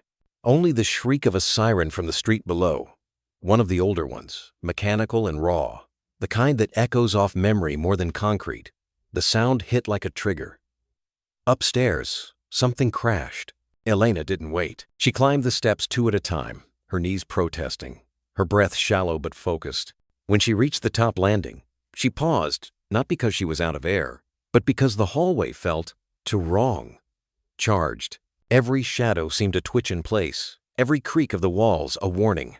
The wind had picked up, moaning faintly through the vents, and the storm outside was now in full, violent voice. She stepped slowly toward the guest bedroom. And then she heard it, not a growl, not a bark, a whimper, low, fragile, like something trying not to be heard but too afraid to stay silent. She opened the door. The room was dark except for flashes of lightning through the curtains. The bed was undisturbed, the lamp untouched. But the silence held a pulse, and beneath the bed, where storage bins had been pushed aside, 2 amber eyes glowed faintly. Bran? Another siren wailed in the distance. It curled through the air like a memory, and Bran shrank further into the shadows, his body trembling violently. Not from cold, from something older, something buried. Elena dropped to her knees and reached a hand beneath the bed, palm open. It's okay. It's just noise. He didn't move. She waited, heart aching. It's over, Bran. You're safe. Still nothing. Then another crack of thunder tore through the sky, and this time, Bran whimpered audibly. The sound wasn't canine. It was human in its helplessness. A sound that came not from instinct, but from a place that remembered too much. Elena laid her cheek against the floor, trying to meet his gaze. The carpet smelled like dust and lavender sachets. She didn't care. You don't have to protect anyone right now, she whispered. Just breathe. For a long time, Bran didn't move. He simply stared back at her, eyes wide with something unspoken, as if he didn't trust himself to be out there, in the light, with the thunder, with the sirens that once meant smoke and flame, and orders barked into chaos. Then, slowly, he shifted. One paw, then another. His head brushed against her hand, tentative, searching. She curled her fingers around his muzzle gently, like holding something sacred. That's it, she said, voice thick. Come back. He crawled forward on his belly, low and ashamed, until his body emerged into the open. His tail remained tucked. His legs barely held him, but he pressed into her side like a child seeking shelter, and she wrapped her arms around him not to hold him down, but to hold him together. Downstairs, the wind howled. A shutter banged against its latch. The lights flickered once, then steadied. Caleb appeared in the doorway, silent. She found him, he murmured to himself. But what struck him wasn't the sight of Bran, it was Elena. The way she held the trembling dog in her lap, her hands cupping his ears like shielding a flame from wind. Her chest rose and fell with him. Her eyes were wet, but not afraid. For so many months, he'd tried to measure Bran's presence in logical terms. Allergens, behavior conditioning, trained routines. But this was something else. Bran whimpered once more as thunder cracked again, but softer this time. Less like fear, more like memory, letting go. It's okay now, Elena whispered. You don't have to go back there again. And for the first time that night, Bran didn't flinch. He simply rested his head on her knee and closed his eyes. Not asleep, not hiding, just resting. The wind still whispered outside the windows, dragging its fingers across the siding like something unsure if it wanted to leave. But inside the guest room, time had begun to slow. Elena didn't move after Bran settled. She stayed on the carpeted floor, her legs folded beneath her, one hand resting on the soft fur behind his ears. He didn't sleep. His eyes remained open, scanning the dim space, watching the shadows shift with every flash of lightning. But the tension had eased from his spine just a little. She exhaled slowly. "You know," she murmured, her voice low enough to blend into the hum of the storm, "I spent a lot of nights like this." Bran blinked, the movement slow. "Hospital floors aren't nearly this soft," she added, almost smiling. "Vinyl tile. Always cold. Always humming machines, wires, heart monitors. You'd think you could tune it out, but your body remembers." And she shifted, carefully lowering herself to lie beside him, her cheek pressed to the carpet, her knees tucked up as though mimicking the curled form of the dog beside her.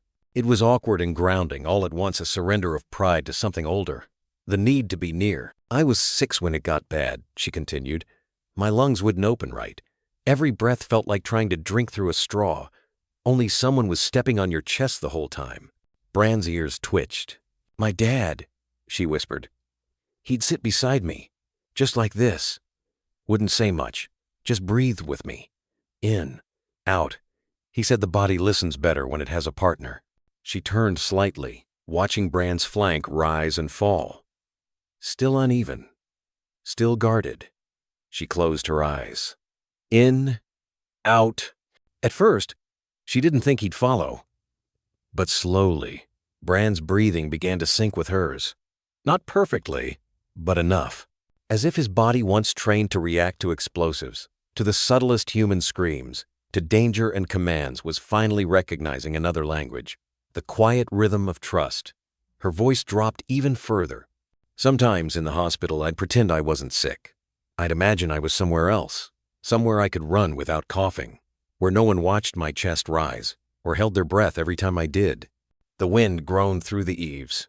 Bran shifted his paw, just slightly, until it touched her arm. Elena didn't speak for a long while after that. The silence between them wasn't empty. It was thick with the things that didn't need saying. A woman who'd grown up feeling fragile, untrustworthy in her own skin, and a dog who'd been asked to be strong until he couldn't anymore. They met now not as patient and protector, not as savior and saved. Just two beings who had survived. Outside, thunder rumbled again. Bran's ears twitched, but he didn't tremble. Elena ran her fingers gently through the coarse fur along his shoulder.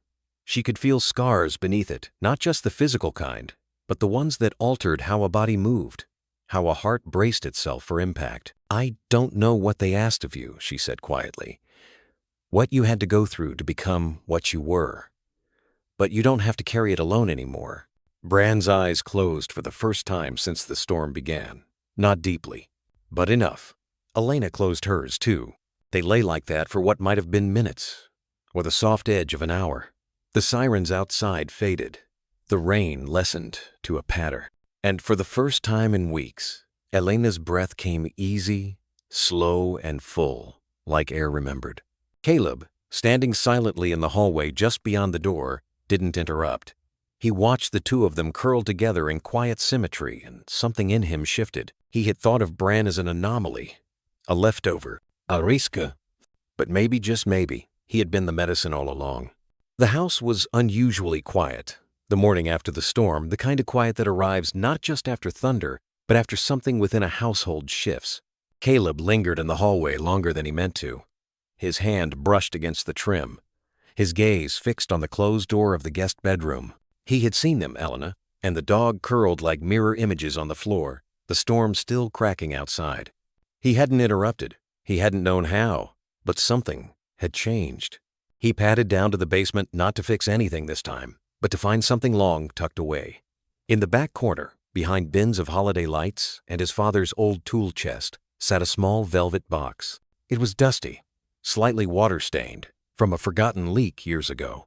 He brought it upstairs with more care than he expected to feel. The music box was oval, no more than a handful in size. The lacquer had dulled with age, and a few scratches lined its lid like old tears. But when he opened it, the tune still worked. A soft melody high, fragile, familiar. Claire de Lune, Helena's favorite. The same tune she used to play on repeat during the worst flare-ups of her illness. She'd place it by her bedside and let it loop for hours, the lilting notes creating a kind of pocket around her where pain didn't feel so loud. Caleb held it for a moment in his palm, unsure. Then he looked across the room. Bran was there, lying just past the edge of the hallway carpet, head between his front paws. He didn't move when Caleb approached, but his ears flicked once. Caleb crouched slowly, the music box still open in his hand. "I used to hate this thing," he said, his voice barely above the hum of the house. "Played it so many times it became the soundtrack to our worst nights." He placed the box gently on the floor beside the dog, but she loved it, said it slowed her breath. The melody played on, its chime a little uneven with age, but still beautiful. Bran didn't flinch, didn't retreat. He lifted his head, ears tilting toward the sound. Then, without prompting the dog, let out a breath and lowered his head to the carpet, letting the melody wash over him like something remembered. Caleb sat down, not across the room, not beside Elena. Just him and Bran, facing each other across a silence that had held too long. "I know I wasn't kind," he admitted, hands folded over his knees. "I looked at you and saw risk, contamination, disruption. But I didn't see her changing." He paused, watching the slow rise and fall of Bran's chest. "She laughs more now," he continued, eyes glassy. "Sleeps easier. And for the first time in a decade, she didn't need the rescue inhaler after folding the laundry. That might seem small, but it's not. It's everything." The music box clicked. Its song wound down into silence, the final note hanging just a second longer than expected. Bran didn't move, but his eyes opened, locking onto Caleb's in a way that was too steady to be dismissed as coincidence. There was no wag, no lick of approval, just stillness, a kind of mutual acknowledgement. And it was enough. Caleb reached forward and closed the lid of the music box. The room held the echo of the melody, even after the final note faded. "She told me once," he said, almost to himself, "that when she couldn't breathe, you showed her how." Bran's eyes didn't waver. "And now I see. You weren't just helping her." Caleb rose slowly, knees popping from years of stair climbing and stooping under lab tables. He gave the dog a parting glance. "Maybe," he said softly, "you're healing too." He left the music box open on the floor beside Bran. That night, when Elena came looking for it, expecting to find it tucked on her nightstand where it always lived, she paused in the hallway. Her breath caught when she saw where it had been placed, and who it was for. She didn't say a word, only stepped into the guest room, knelt beside the dog, and kissed his head not as an owner, not as a reward, but as someone recognizing kin. Outside, the wind had stilled. Inside, the silence no longer felt empty. It felt like peace. The sky that morning was the color of pewter, and the wind rattled the chimes on the porch with a nervous rhythm. Elena stood by the kitchen window, her hands wrapped around a mug she hadn't sipped from in 10 minutes. The scent of chamomile had gone cold, replaced by the low tension in the air that always seemed to accompany her brother's visits. A car pulled into the driveway. White sedan. Same as always. Her brother, Mark, stepped out with his collar turned up against the breeze. He didn't knock. He never did. Just a push of the door and a voice that hadn't changed in 30 years. "Elle," he called, tone half worn, half worried. "You home?" "In the kitchen," she answered softly. Bran lifted his head from the rug and stood up, slow but deliberate. He didn't bark, just walked to the entryway and planted himself between the door and Elena, his posture neutral but alert. Mark's boots thudded softly on the wood floor. When he rounded the corner and saw Bran, he stopped. "Still here, huh?" he muttered, tilting his head toward the dog. "Thought maybe you'd come to your senses by now." Elena didn't answer. She turned from the window and gestured toward the table. "Want coffee?"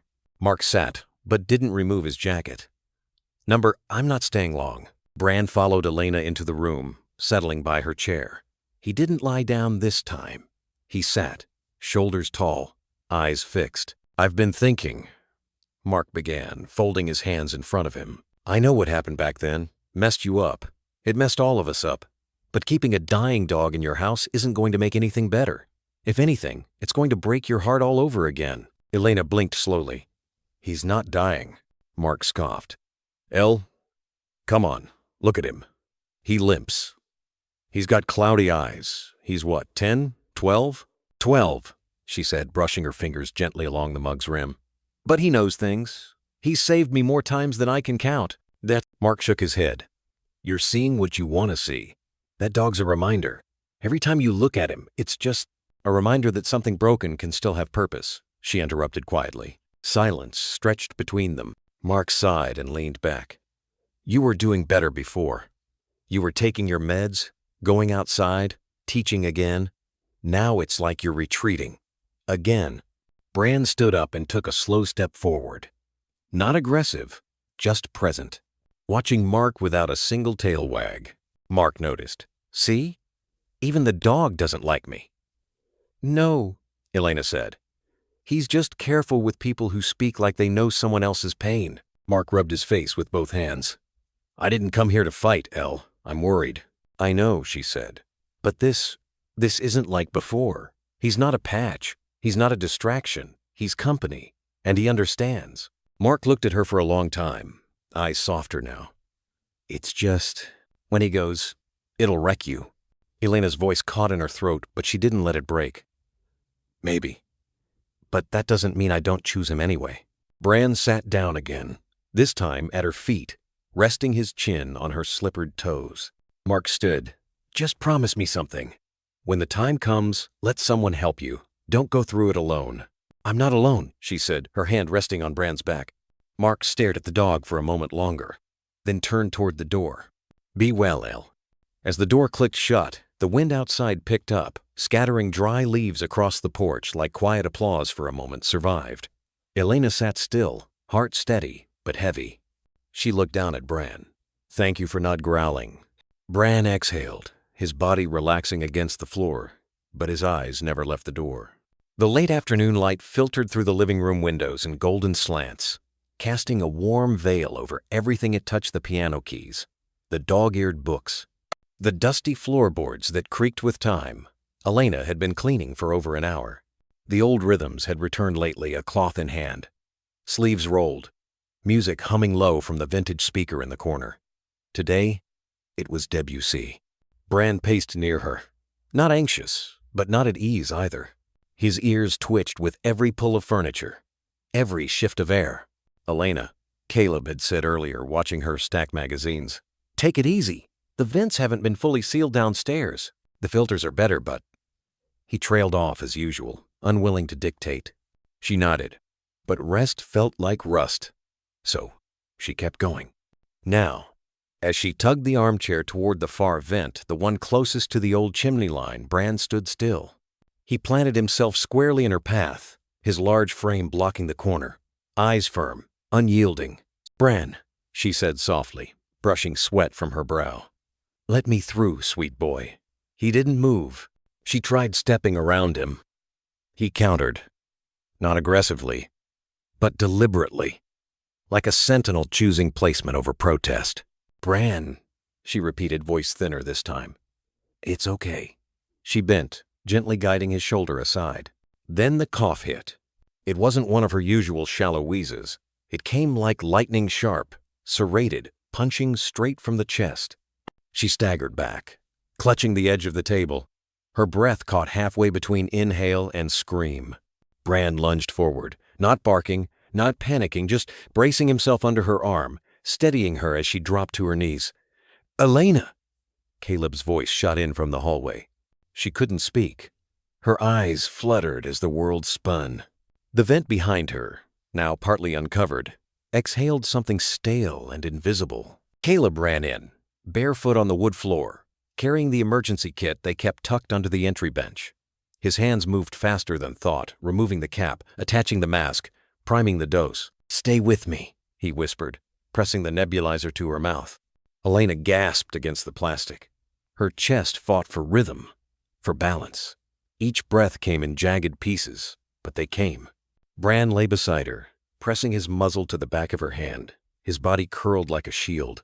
I told her not to push today, Caleb muttered, half to himself, half to the room. She never listens. The soft mechanical hiss of the nebulizer filled the silence. The kind of sound that, once heard in an emergency, never quite fades from memory. Elena blinked up at the ceiling, the crown molding blurred. Her lips parted slightly under the mask, and her hand reached not for Caleb, but for Bran. The dog didn't move. He just watched her, not panicked, not afraid, but present, with that same steady gaze she saw behind the cage the first time they met. 10 minutes passed before the coughing eased into slow, deliberate breaths. Her hands stopped shaking. Caleb exhaled hard, sitting back on his heels. "You okay?" he asked, brushing a damp curl from her forehead. She nodded weakly. He looked toward the vent, then toward Bran. "Is this the one?" he asked aloud. "The one you stood by for days?" Bran didn't answer, of course, but his eyes remained fixed on the exposed grate, the faintest glimmer of dust still trailing upward in the golden light. Caleb stood and covered the vent again with a thick rug, weighing it down with a side table. "We're getting someone to rip this out. Tomorrow. I don't care what it costs." Elena sat up slowly, her voice hoarse beneath the soft whir of the still-running machine. "He tried to stop me. I saw," Caleb said. "He did more than I ever could." Bran walked over to her again and licked her hand, slow, warm, reassuring. She smiled, a tired, watery smile. "I'm sorry, old soul. You knew. I didn't listen." Bran lay down fully, his body resting across her lap like a weighted blanket, solid, grounding, alive. Outside, a breeze stirred the wind chimes. Inside, there was only the sound of breathing hers, his, Caleb's, slowly sinking in quiet harmony. That night, Bran didn't leave her side. He slept at the foot of their bed, one paw touching her blanket as if tethering her to earth. The garden had never been much. A few low hedges, a scatter of lavender that insisted on blooming whether tended or not, and an old iron bench with rust curling around the legs like ivy. But that evening, under a sky neither fully night nor still day, it felt like sanctuary. Elena sat curled in one corner of the bench, a thick cardigan drawn around her shoulders. Bran lay in the grass at her feet, silent and steady, head resting on his paws, eyes watching the moths flit past the porch light in lazy spirals. Caleb stood nearby with 2 mugs of tea, steam curling upward like ghosts of everything unspoken. He handed one to her without words, then sat down beside her, not touching but close enough that the space between them no longer felt like absence. They watched the stars arrive, without fanfare, one by one, indifferent and ancient. For a long time, neither spoke. It was Elena who broke the hush. Her voice was a whisper, worn but clear, like something sifted through memory. "We said, in sickness and in health." Caleb turned his head slowly toward her. She wasn't looking at him, only at the steam rising from her cup, as if waiting for it to carry the rest of the sentence away. He swallowed.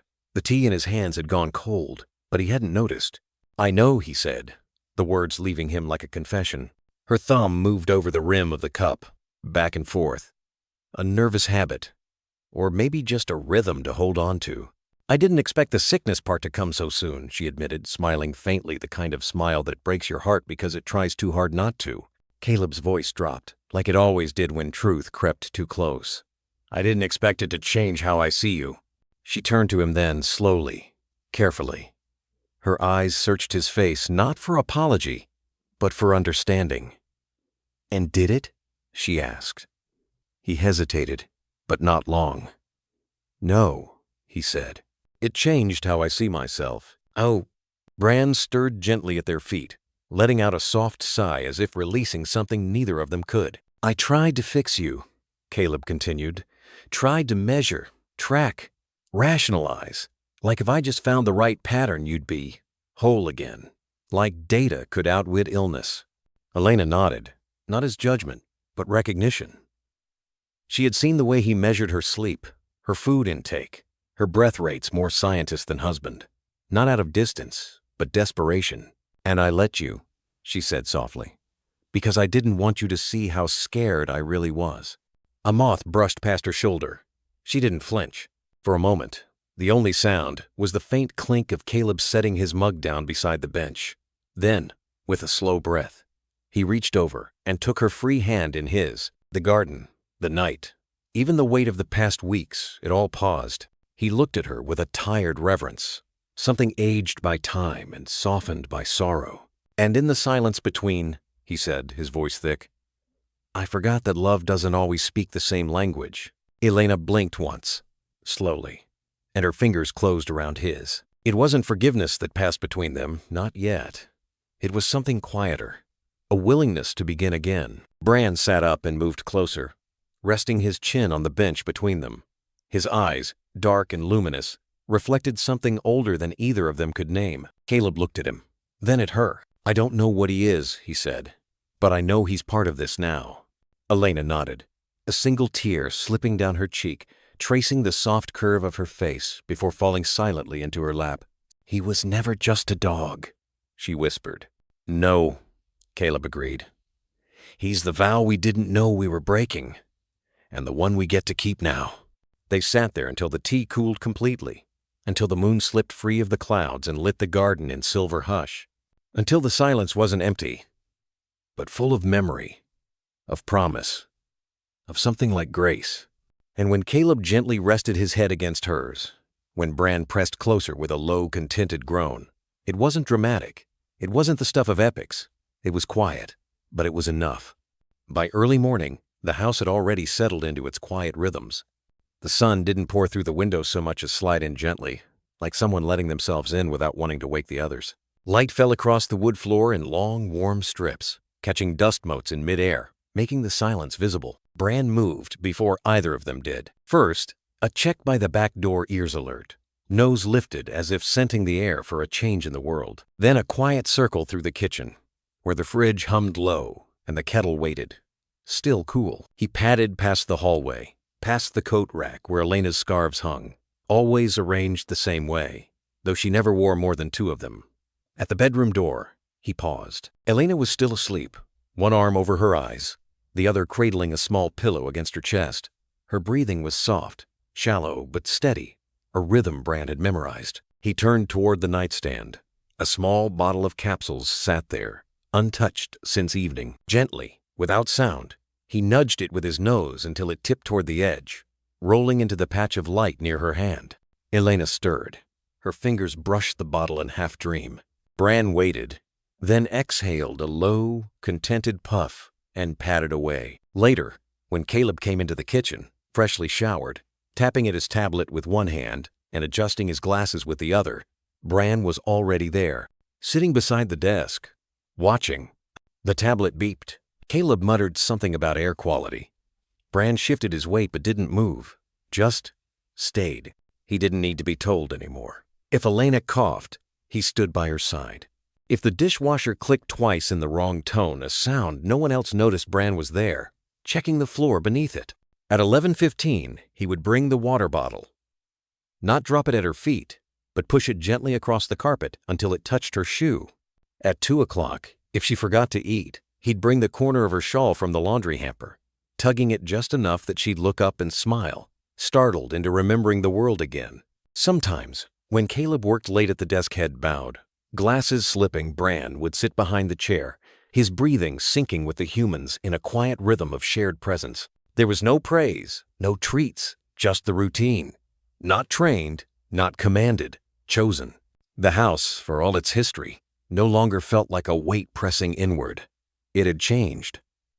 Slowly, deliberately, not through renovation, but re-inhabiting. A cup left on the counter meant someone trusted it would be washed. A window opened at noon meant the vents were clear again. Bran still circled each one, nose close, eyes alert. But now, the look was one of confirmation, not warning. And there were moments subtle, blink and miss, when he'd pause in the middle of the hallway as if checking off an invisible list. Then continue. Caleb started leaving a second cup of tea in the morning. Not for anyone in particular. But when it cooled, he always poured it beside Bran's bowl. Elena sometimes hummed while folding laundry now. She hadn't done that in years. And when Bran curled up on the mat beside the laundry room, paws crossed, eyes half-lidded, it didn't feel like guarding anymore. It felt like peace. One afternoon, a neighbor stopped by to drop off a package. Bran didn't bark. He simply stood beside Elena, silent, watchful, like a sentinel who no longer needed to announce danger, only recognize the absence of it. The woman had smiled. "That's a good dog," she'd said. Elena had looked down at Bran and nodded, almost to herself. "He's more than that," she'd replied. "He's the rhythm of the house." That night, the porch light clicked on early. Caleb had forgotten to reset the timer, but no one turned it off. Inside, the three of them sat in the living room, Elena reading, Caleb half watching the news, Bran curled at her feet. The air smelled faintly of mint tea and worn pages. Nothing happened. No sudden coughs, no creaks behind the walls, no claws at drywall, no silence thick with dread. Just a home, alive in its quiet. And in that stillness, Bran blinked slowly, head rising to scan the room, then lowered it again, resting on his paws, as if to say, all is well. The letter arrived on a Thursday, not in an envelope stamped with urgency or labeled with government insignia, just plain white paper folded neatly inside a recycled brown envelope. No return address.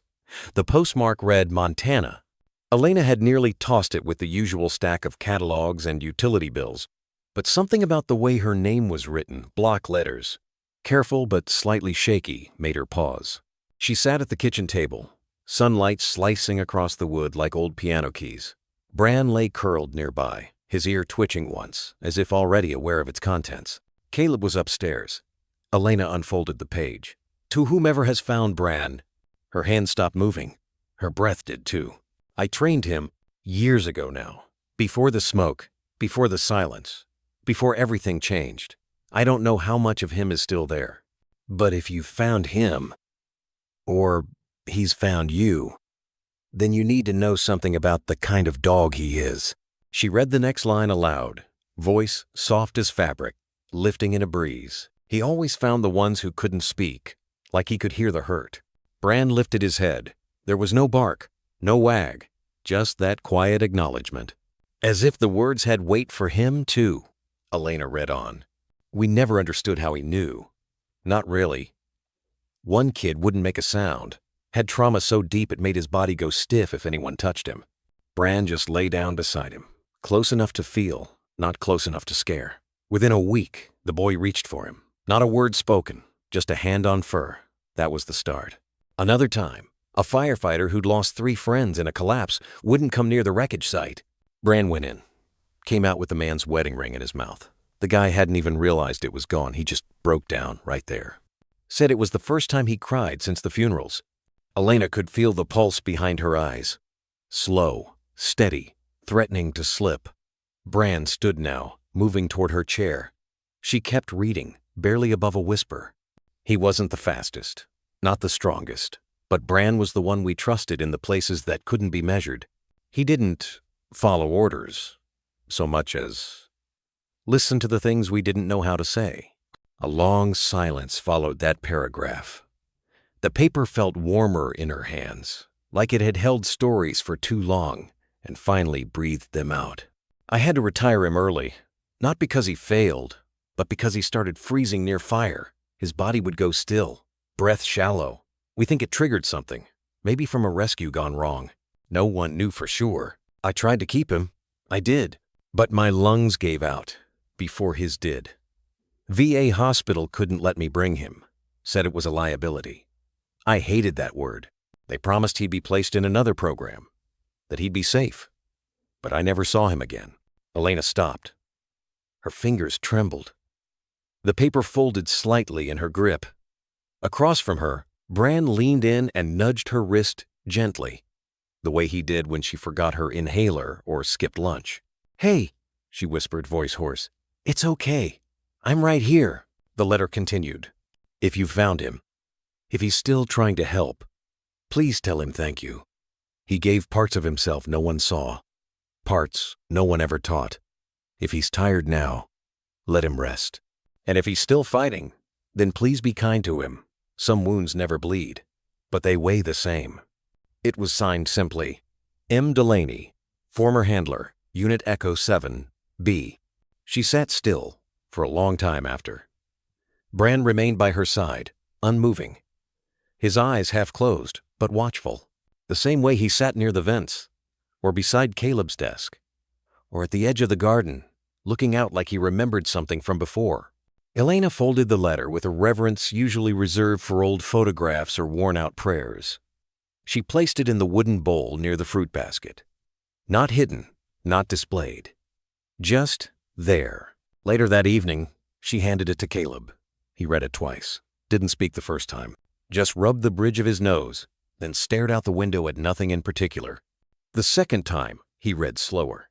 When he got to the line about he could hear the hurt, his jaw shifted slightly, just enough for Elena to recognize the emotion he wasn't sure how to name. They didn't speak about it after. But that night, Caleb left the office door open when he worked. Bran sat beside him, one paw on the edge of the rug. And when Elena walked by hours later with her tea, she saw the old music box on the desk beside Caleb's notes. Open. Spinning.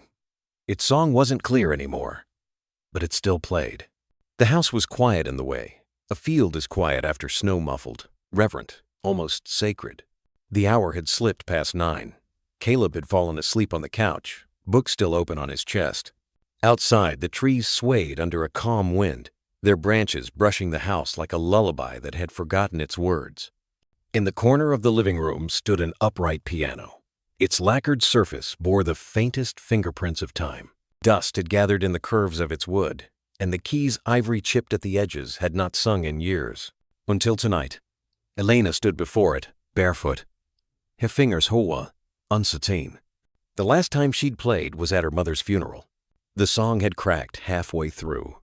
No one noticed, or at least no one said anything, but the silence she left behind had stayed with her. Bran lay nearby. He had followed her into the room, not with his usual quiet intent, but with something gentler, as if sensing this wasn't about warning or protection, but presence. When she finally sat down, the piano bench creaked softly under her weight, like an old friend shifting to make room. She placed her hands on the keys, not to impress, not to perfect, just to remember. The first note came hesitant, almost shy, then another, then a chord D minor. It always sounded like longing. Bran shifted, exhaled slowly, and rested his head on the floor beneath her. His body curved under the bass of the piano, as if the space had been waiting for him, too. The melody found her gradually. Not a song she had practiced, not a composition she knew, just fragments, soft, tender, unfinished. Each note was a breath, a moment unspooled, the kind of melody that didn't need to resolve, it only needed to be felt. Her fingers moved with more confidence now, shaping sound like clay, the kind of sound that didn't ask to be understood, only heard. The room listened. The walls seemed to hold the music gently, the way a shawl might hold warmth. Even the air shifted, not lighter, but quieter, like grief when it's no longer sharp, just present. Below her, Bran didn't move, but she could feel him, his breathing slow, deep synchronized with the rhythm in her hands. When she leaned into a minor key, his ear twitched. When she softened, so did he. Elena didn't realize tears had found their way down her cheeks until one touched the back of her hand. She didn't stop. The song wasn't sad. Not exactly. It was what came after sadness, when the ache no longer fought but folded into you. When loss had become memory, and memory had found room to breathe. Bran let out a small huff. It sounded like contentment, or peace, or both. The music circled a final phrase, one she didn't resolve. She let the last chord hang in the air, incomplete, like a conversation paused but not forgotten. She lifted her hands, resting them in her lap. The silence that followed wasn't empty. It was full of something softer, something that had waited. Bran looked up at her then, not with urgency, not with the need to act or warn, but simply with eyes that understood, that witnessed. Elena leaned forward, touching his head gently. "I don't think I remember the rest," she said, voice hoarse with emotion. Bran didn't move. "Didn't need to." The answer was already there, in the music, in the space between notes, in the weight of a dog lying still beneath a piano bench, always choosing to stay close. Caleb stirred from the couch across the room. He didn't speak, but his eyes met hers, and in them she saw it, recognition, gratitude, and something that might have been healing. He glanced at Bran, then back at her. "Play it again," he said softly. She nodded, and this time, when she began, Her fingers didn't tremble. The snow had come silently in the night. By morning, the world outside lay wrapped in a thick, white hush. Even the wind moved slowly, as if listening. Inside, warmth hummed from the vents, and the scent of oak logs drifted through the air. Caleb stood at the sink, mug in hand, while Elena sat curled up with tea near the window, calmer than she'd been in weeks. Then Bran barked. It wasn't idle. Sharp, urgent. The sound cracked the silence like a snapped branch. Caleb flinched. Elena looked up. Bran stood beneath the attic panel, stiff and alert, eyes locked upward. "Bran!" Caleb called. The dog didn't move, just barked again, clipped, focused. Then he began pacing in a tight circle beneath the panel. Caleb frowned. Probably squirrels. He's been weird since that lightning storm. Elena's tone was quiet but firm. "He's not afraid. Look at him." Bran growled low. Not angry, uneasy. "He doesn't growl at squirrels," she added. Caleb sighed. "It's probably nothing. The snow's piled up. No reason to dig around up there right now." But Bran wasn't done. He barked louder, leaping up to scratch at the panel, then looked back at Caleb as if to say, "Now." "I'm getting the stepladder," Elena said. Caleb hesitated. Seriously? He's never done this before. Eventually he relented, took the ladder, and climbed. The attic air was dry and still, the scent of insulation thick. He scanned the darkness with a flashlight. "No pests," he called, then drip. He turned. A slow, steady leak dripped from a rafter onto the plywood. "You've got to be kidding. What is it?" Elena asked. "Leak in the roof. Probably from trapped heat melting the snow." Bran let out a soft huff. "I'll patch it." "It's not bad yet," Elena repeated. "Not bad yet." Meaning if Bran hadn't barked. "I know." They both turned toward the dog.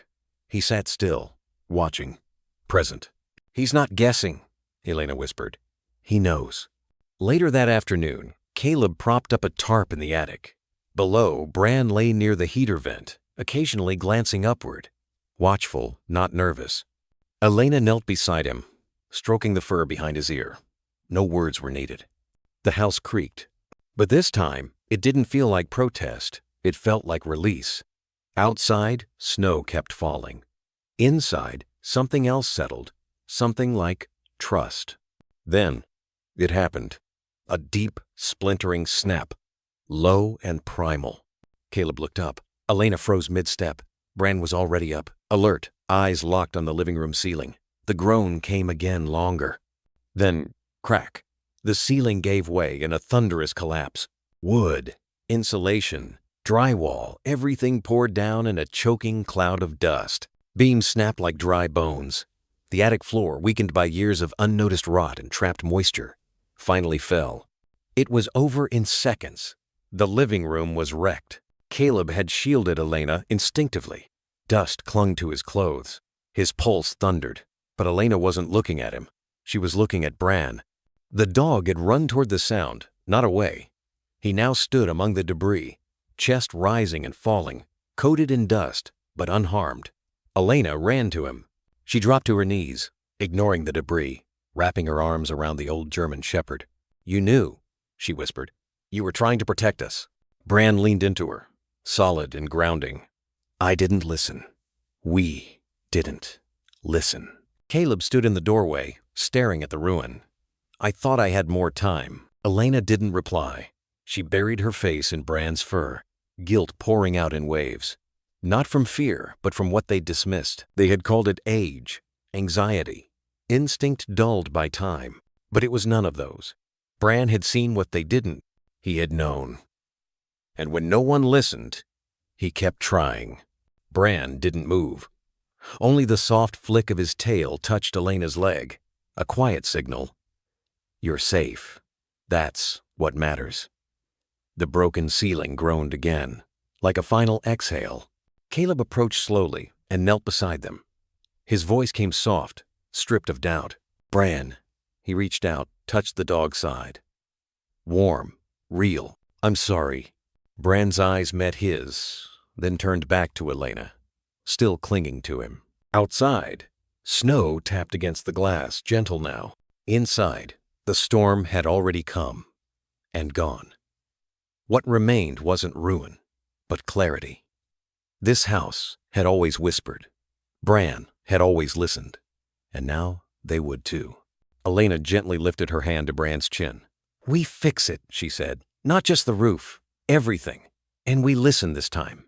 Bran blinked slowly, as if he agreed, as if he always had. Now, the living room carried a gash across its ceiling, a raw, open wound where the attic had collapsed just days ago. Even after the debris had been cleared, the ache of it lingered, like a memory that refused to be painted over. Bran paced the hallway like a sentry, slow, methodical, his nails clicking against the floorboards with familiar rhythm.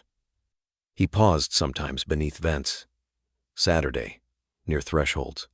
Waited by doors that hadn't been opened in weeks. It was no longer random. It was a pattern. Caleb knew it now. He watched the dog more than the blueprints.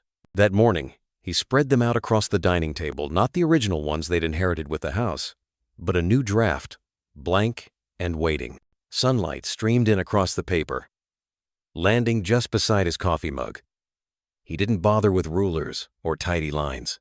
Instead, he traced Bran's roots from memory, where he lingered, where he barked, where he refused to go. He mapped them like arteries' lifelines, through a body that had once been sick but now wanted to breathe again. When the contractor arrived, a bearded man named Ellis with eyes that had seen more crawl spaces than daylight, Caleb met him with a rolled bundle of paper under one arm and dust still clinging to his sleeves. "You sure you don't want to just do a standard system?" Ellis asked, glancing at the blueprint skeptically. "The house is old, yeah, but we can modernize with ductless units and—" "No," Caleb said gently, unfurling the paper across the hood of Ellis's truck. "We're doing this right. Every vent, every intake, filter replacements, redundancy lines. This is the new plan." Ellis squinted at the lines, then back at him. "You're an engineer?" "Neuroscientist," Caleb said absently, eyes still scanning his own draft. "But this isn't theory. It's necessity." Ellis tapped a spot marked with an X near the back hallway. "What's this zone here?" "Dead airflow," Caleb replied. "He avoids it. Bran, our dog." Ellis raised an eyebrow. "He hasn't been wrong yet," Caleb added, meeting his gaze. "He's the architect of our safety." There was a beat of silence. Then Ellis looked down again, studied the lines more carefully. "You're serious?" Caleb only nodded. That afternoon, the crew arrived. 2 trucks, a dozen tools, and more noise than the house had heard in years. Sawdust filled the air like snowflakes in reverse. Beams groaned, vents were exposed. Old tiles peeled up like brittle skin. Elena stayed upstairs most of the time, the hum of her oxygen machine soft in the background, but her eyes followed every movement from the window, every motion Bran made, the way he watched the workers, the way he barked once low and sharp when a technician opened the wrong panel near the crawl space they'd sealed days earlier.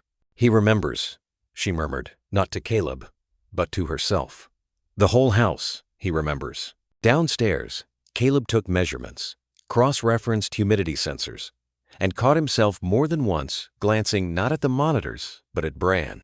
He began to see what he hadn't before. Where Bran hesitated, there was trapped air. Where he pawed the baseboard, mold-stained fiberglass still lingered in the shadows. Where he stood sentinel outside the laundry room door, a vent filter had rusted completely through. It wasn't intuition. It was intelligence. Bran moved like a man with a map, not printed, lived. At the end of the 3rd day, Caleb stepped into the attic again, the new beams already framed, the light brighter now with the old insulation removed. There, near the far corner, was the scar, the crack, where it all began. He ran a hand across the rough grain of a new support beam, not yet painted. Still raw, still honest. Behind him, footsteps. He turned. Elena stood there, smaller in the space, her sweater pulled tight around her. Bran was beside her. "He followed me up," she said softly. "Wouldn't let me come alone." Caleb looked at the dog, then down at the floor. "This house nearly took you from me," he said. "But it didn't," she answered. They stood in silence a long time, and then Elena stepped forward and laid her hand on the new beam beside his. "It'll always have this scar," she murmured. "But maybe that's the point. So will we." Caleb nodded slowly, And Bran, settling into a quiet sit between them, exhaled. Not just air, but relief. Like the house, too, was learning how to breathe again. By the time the last leaves of October had fallen, Bran no longer ran. His gait had grown deliberate, each step taken with the careful weight of memory. The once effortless spring in his joints had softened into a low, reluctant bend. His breath was still steady, his eyes still clear, but time had wrapped its fingers around his hips and ankles, and it did not let go easily. Elena noticed first. She'd always been more attuned to the silences.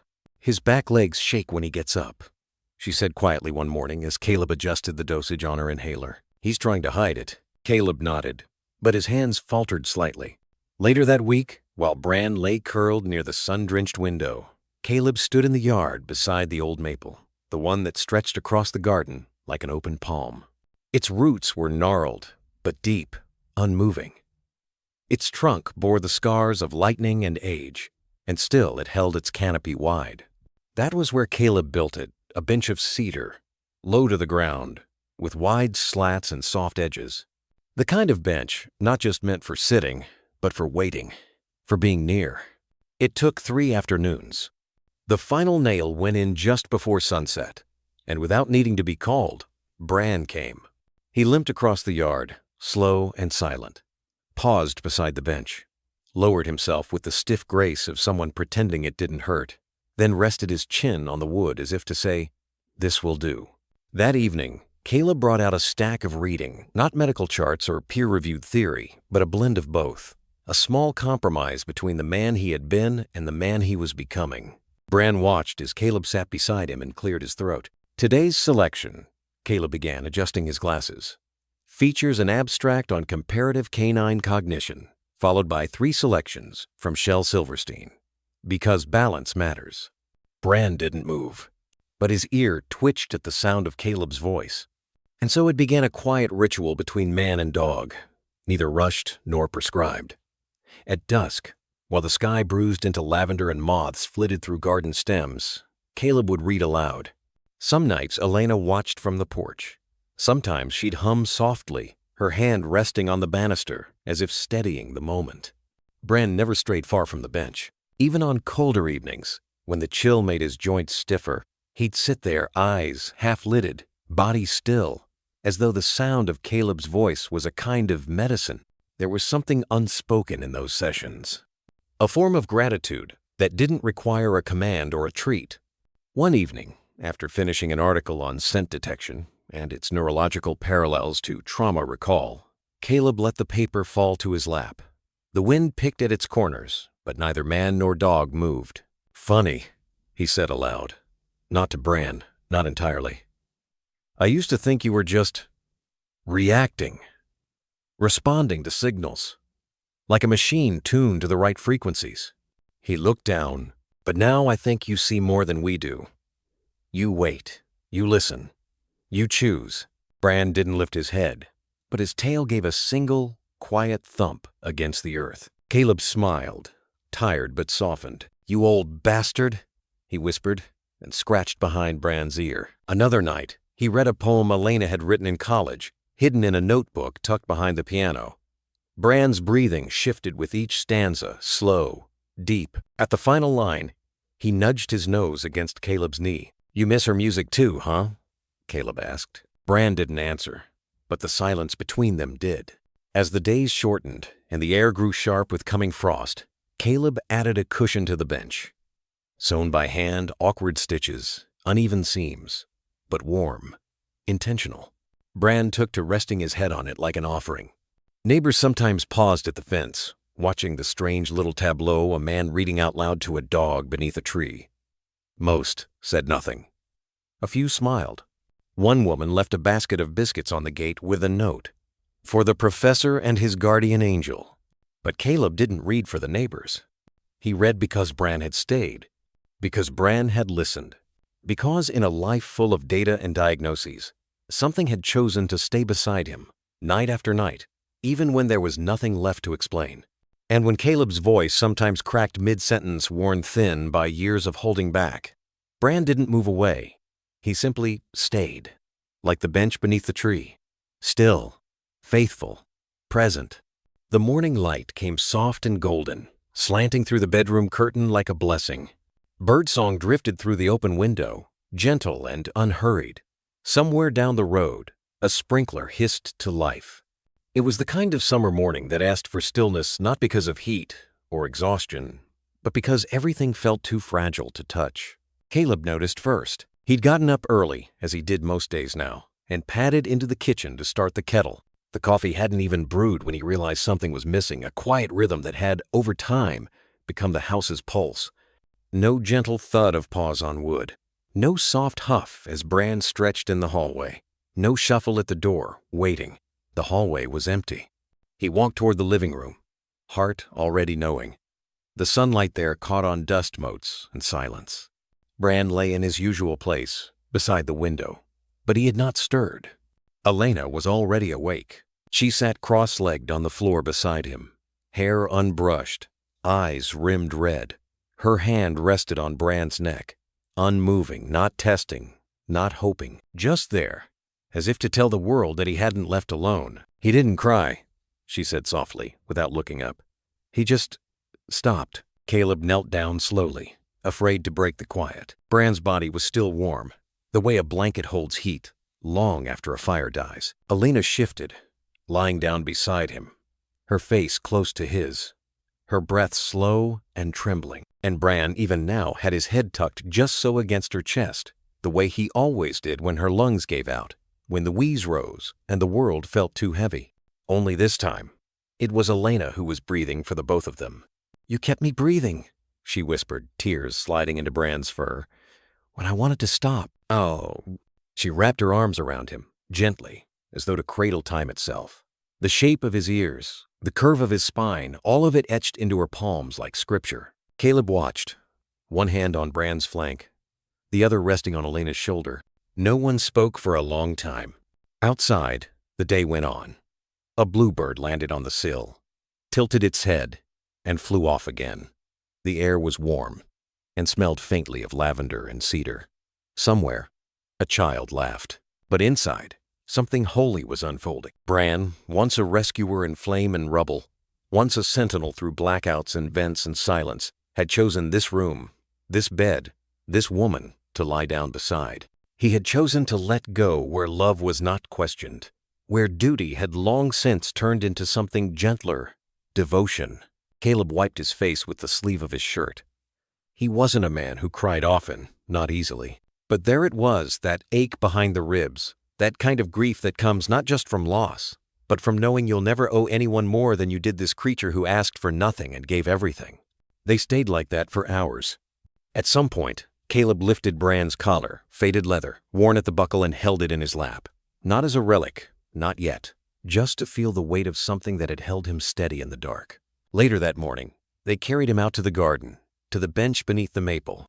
There, beneath the branches he had so often rested under, they laid him down one last time. A soft blanket, a folded note, a toy Elena had sewn years ago, a crooked little bird with one button eye, worn soft by the years. The breeze rustled the leaves above them. The maple seemed to bow. Caleb knelt by Bran's side. "You were more than we deserved," he said. Elena didn't speak. She pressed her forehead against Bran's and breathed him in the scent of old fur, sun-warmed and gentle. Then she whispered again, "Good boy." 3 syllables, the kind that carried a whole life inside them. And though the air didn't move, though the dog didn't stir, something in the garden felt answered, not in sound, in peace. It was late October when Elena opened the last of the boxes. The light in the guest room was dusky, colored by leaves pressed against the window, gold and rust and fire. The air carried a hint of cold, sharp enough to whisper of winter, but not enough to bite. The box had been sitting at the back of the closet for months. She remembered the day it arrived, postmarked from North Carolina.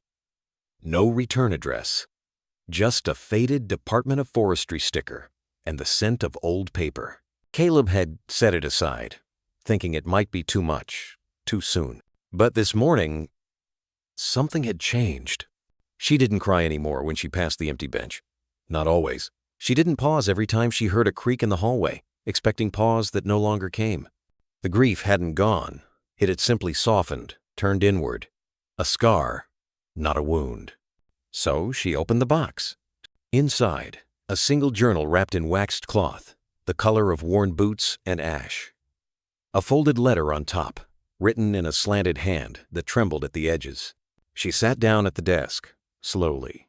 The letter read, "To whoever holds his leash now, I'm not sure what to say, except I'm glad he found you." Bran wasn't a dog like the others. Never followed voice. Never needed it. In the field, when radios failed and rubble closed in, we just looked. He knew.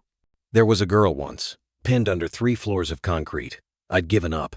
But Bran kept pawing, circling, whining, so soft it was like prayer. We found her, still breathing, barely. He never needed commands. He listened to the silence. MS. Unit Echo by B.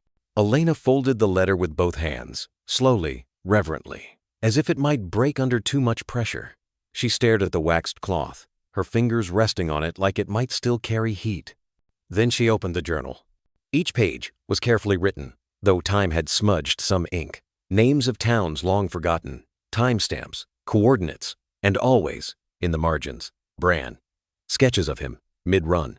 Notes like, alerted on low-frequency vibrations, or responded to muffled cough, 42 minutes trapped. One entry stopped her. The 12th of March. Found 3 children in fire-damaged church. Bran wouldn't leave the last one's side. She was unconscious. We thought gone. But his tail kept wagging. Soft, just enough. That's when we realized she was still breathing. Have felt it. Elena closed the journal, held it to her chest. There were no words left in the room. Downstairs, the house was quiet, not the hollow kind of quiet, but the lived-in kind. Caleb had gone to the hardware store. The garden was resting, and the piano had not been opened in weeks. She walked to it. The bench creaked under her weight. Familiar. Faded. She placed the journal on the top and opened the lid, letting the keys breathe again. A draft passed through the house, old wood sighing, perhaps, or something else. She pressed a single note. Middle C. It rang, clear and unadorned, cutting through the silence. No barking came. No soft shuffle of paws. But she could feel it, the warmth under the bench where he used to lie. The faint imprint in the rug. The shape of devotion pressed into the air like a fingerprint on glass. She pressed another note, then another. The melody was hers now, no longer unfinished. Behind her, a shadow shifted in the hallway, not Bran, but Caleb. He didn't speak, just stood there, holding a new frame for the photo they'd taken that spring. The one with Bran lying between them, eyes half closed, the garden in bloom. Elena looked over, nodded once, and went back to the keys. A breeze caught the edge of the journal. The final page fluttered open, one last entry, the handwriting shakier than the rest. If he's with you, listen close.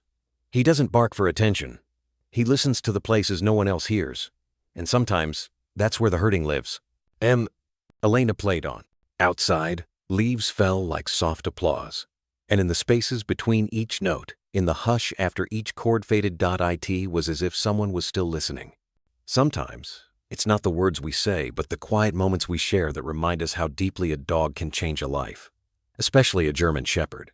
Their loyalty isn't loud.